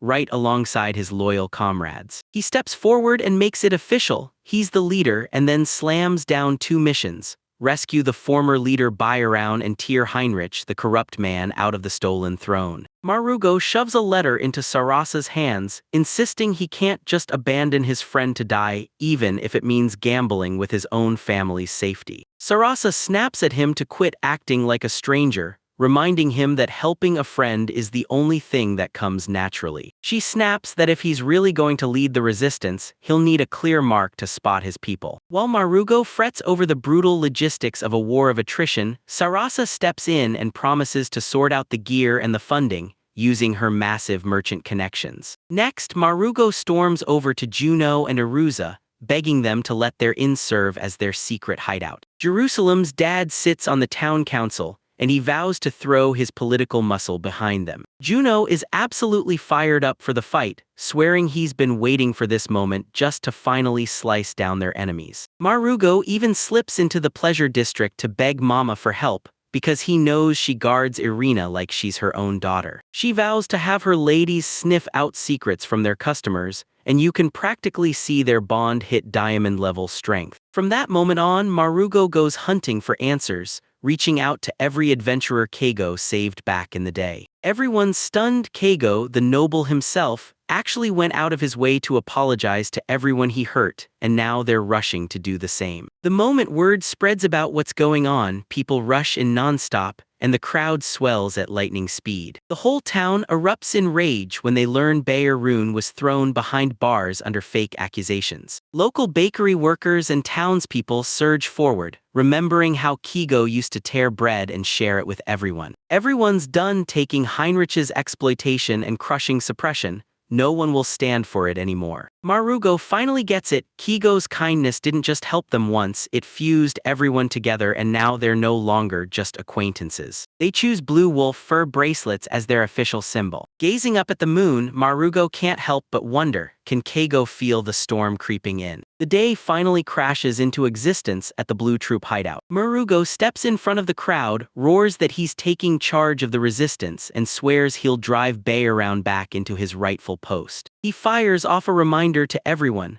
Heinrich locked up a good man just to feed his own selfish cravings. He shouts Keigo and Urina's names to the crowd, making it crystal clear that he's battling to save them. No doubt, no confusion. Every single member slaps on the blue mark, flashing it like a promise, proof they're ready to fight. With one thunderous roar, the resistance is born right on the spot. The momentum is unreal, right as the group tightens up, gearing for the next fight ahead. Marugo is fighting back tears, because the sheer number of people backing him is hitting him right in the heart. That night, the mission erupts, starting with Bayerraun busting out of his residence, right while the enemy is caught in a rushed, shorthand setup. A carriage thunders up to the mansion just as the moon hangs high, casting everything in eerie silver. The girls from the pleasure district fire off their charms, pulling the guards' attention away like a chain reaction. Mama slides the soldiers a special ale as a reward for their hard work, pouring it out late into the night like a well-earned toast. She totally plays it up, acting like she's obsessed with how intense they are about their duty. It works perfectly. Someone laced the ale with sleeping pills and the guards dropped like rocks, knocked out cold with zero noise. With the perimeter secured, the adventurers burst into the mansion and charge straight inside. Inside the town council room, Tension crackles in the air the moment the meeting kicks off. Suddenly, Bayer and he burst through the door, and the entire council goes utterly silent in shock. Heinrich's jaw drops when he spots his father standing right there in the middle of the room. Bayer stares at his son and finally admits, "I really thought I'd do better than this." He lays into him, says intelligence and virtue don't crown you as noble, it's morals that decide your honor. Heinrich forces out a laugh, swearing up and down that there's zero proof tying him to it. He slams the demand down. His father has to quit the political spotlight right now. Bayer stays stone calm, insisting they hand the verdict to the council and let it decide who's truly worthy to rule. The council members huddle in tight whispers, hands hovering as they prep to drop their votes. Heinrich watches, silent as stone, as the tide suddenly turns and crushes him from the other side. When the results hit, Heinrich slams his fist on the table in pure rage, staring at the loss like it has to be a mistake,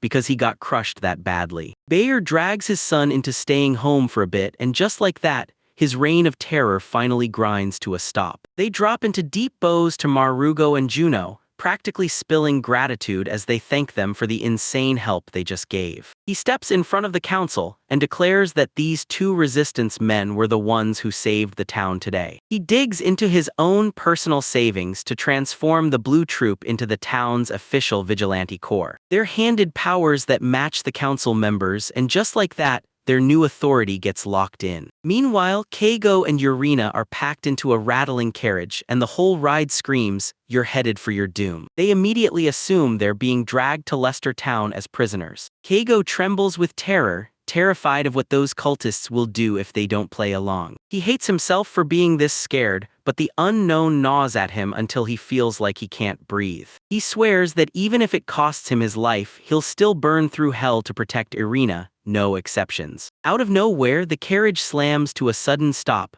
jerking everyone hard in their seats. Keigo frowns in confusion as the guards stride out to investigate the chaos. A man crashes in, and Keigo's first move is instant. She throws herself between him and Yurina, ready to shield her from anything that tries to hurt her. But the man snaps, "Relax," then shoves a letter into their hands. He admits the truth, he's not the enemy at all, he's an ally, and he's here to help them break free. Keigo reads the letter and his stomach drops. Heinrich has been wiped out completely, and Marugo and the others somehow pulled off the impossible. Baratisu wasn't really loyal at all. He played vice captain on the outside, and on the inside he was a double agent quietly stealing intel. He leans in and tells Keigo the private army is gone for good, now they're finally free. The moment they're free from Heinrich's evil grip, the whole group erupts in celebration. Keigo even pitches in for the Mohawk guy, handing him a potion that brings his legendary look roaring back to life. Now that everything's finally sorted, they waste no time, start the ride back to Leicester for real. As Keigo trudges through the snowy wilderness, he can't stop wondering how everyone else is holding up. Stars blaze overhead as they rush toward home, pulled forward by destiny. They finally crash through the door of the inn, and familiar faces greet them like no time has passed. They even ask the cat, just to make sure someone's there to greet them the second they walk in. Keigo and Juno smack fists, riding the wave of their hard-earned victory. The whole crew bursts into action and throws a massive feast to celebrate the moment their troubles finally end. They rush to the inn. Now it's more than a building. It's become the heartbeat of their resistance. The second they step inside, confetti rains down and the crowd explodes into cheers. The entire town crowds in to cheer as Keigo and Yurina finally come back. Mama and every lady from the pleasure district show up,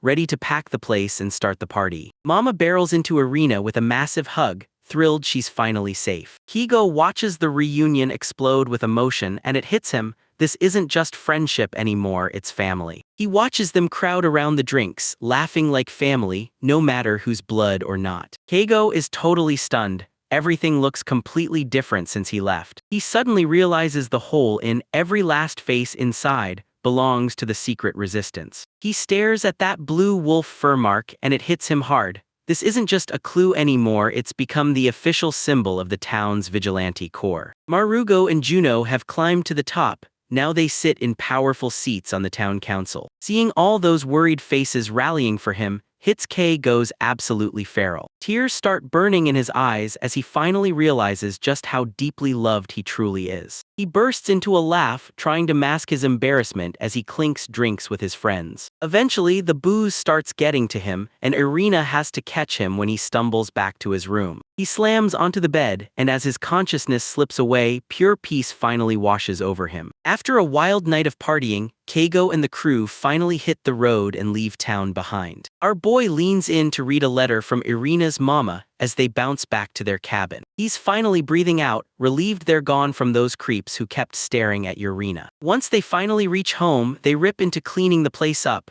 because that brutal journey is over and they're damn glad it's done. Keigo rips open Mama's letter and reads the blunt warning, "Don't make Urena cry or you're a dead man." She also blurts out that she guarded his secret, the special potions he used to erase those tattoos. Urena's mortified, but she still pulls him into her bed, because he's been holding back the whole trip. As she heads to freshen up, Kiko dives into cooking dinner, anything to keep his mind from spiraling. He sits outside with a cup of tea, lost in thought, imagining their future, and counting out how many kids they might end up having. He remembers Marugo's unhinged advice, get multiple girls pregnant at the same time. Yeah, our boy finally snaps into focus. He starts thinking about the orphans in this world and how he's going to help them. He knows tossing money or handing over items is exactly how he turns them into easy prey for the bad guys. He's set on launching a support group where they'll finally learn real skills, like how to gather herbs and brew potions. If the town actually thrives and the kids land real jobs, crime starts bleeding out,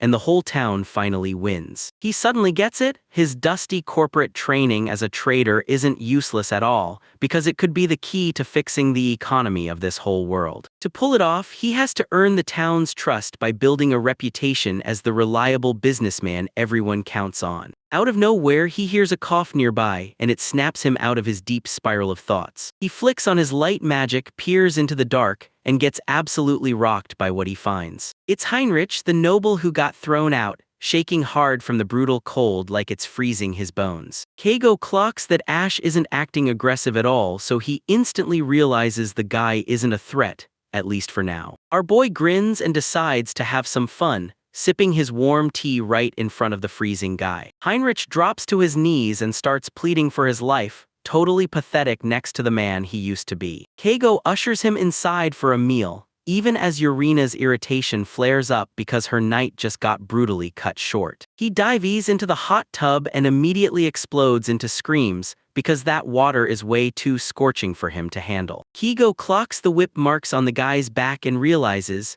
someone already punished him before he ever showed up. Heinrich actually says thank you, and Keigo thinks, yeah, being real is the smartest way to deal with this. Even after everything the noble did, he refuses to keep the revenge cycle alive. Irina leans in and tells him, "That's exactly why I love you, because you're kind." He admits he might be a little too soft, but he can't stand the thought of watching a man die right in front of him. Next morning, Keigo hands him a potion for his aching back, then shoves him right into work chopping wood. And Heinrich is getting crushed by the hard physical work, but our boy refuses to give him a break. Surprisingly, that ex-noble isn't slacking at all. He grinds hard, gives it his all, and fights to follow every instruction. They end up bunking together for a few days, and somehow fall into this unsettlingly normal routine. Every morning, they team up, training hard, casting lines to fish, then cooking their meals together like a battle-ready squad. As soon as Marugo barges in and goes for the kill, Keigo steps between them and snaps at him to stand down. That night, they all clink glasses together, turning yesterday's enemy into a real friend. Even Ash jumps into the chaos, messing around while Heinrich steadies himself and prepares to make his move. Heinrich finally admits it. Now he feels like he can understand Keigo just a little more. Keigo flashes back on his life in Japan and realizes with a sinking gut how much of a total jerk everyone believed him to be. Ever since he got ripped into this new world, it feels like he's been reborn, like he's changed for real deep down. One day, Heinrich thrusts a letter into his hands and announces that he's finally taking off. He's done being the third wheel, and he tells Keigo, "Thanks for always being such a real friend." He's rushing to a brand new town, ready to take a swing at life as an adventurer. Even though Keigo doesn't have to, he still grabs and packs supplies for the guy. He hands him a cart packed with food and tools, swearing that this isn't charity, it's a stake in his future. Rick lunges forward with his necklace, pushing it into his hands as a thank you, saying it's the last mark of his old life. He shrugs off noble titles like they're useless now and declares he just wants a fresh start. Our boy stares as he vanishes into the snow, praying he makes it safely through the storm. With everyone finally out of the way, Keigo darts back inside, ready to sink into some real, uninterrupted quality time. He starts to question whether he's truly ready to step into the town and move in yet. For now, he's living it up in his quiet home on the outskirts, and he's totally content staying right there. Yurina whips out a sweater she handmade from scratch just for him. He's totally hooked, and then it hits him. He's ridiculously lucky to have people this kind standing right beside him. He swings in for a giant hug, squeezes her tight, and tells her he's doing just fine. He clocks the loneliness in her eyes, then tells her they can pack up and head to town soon. Keigo finally gets it. This strange new world didn't just change his life, it reignited his faith in humanity.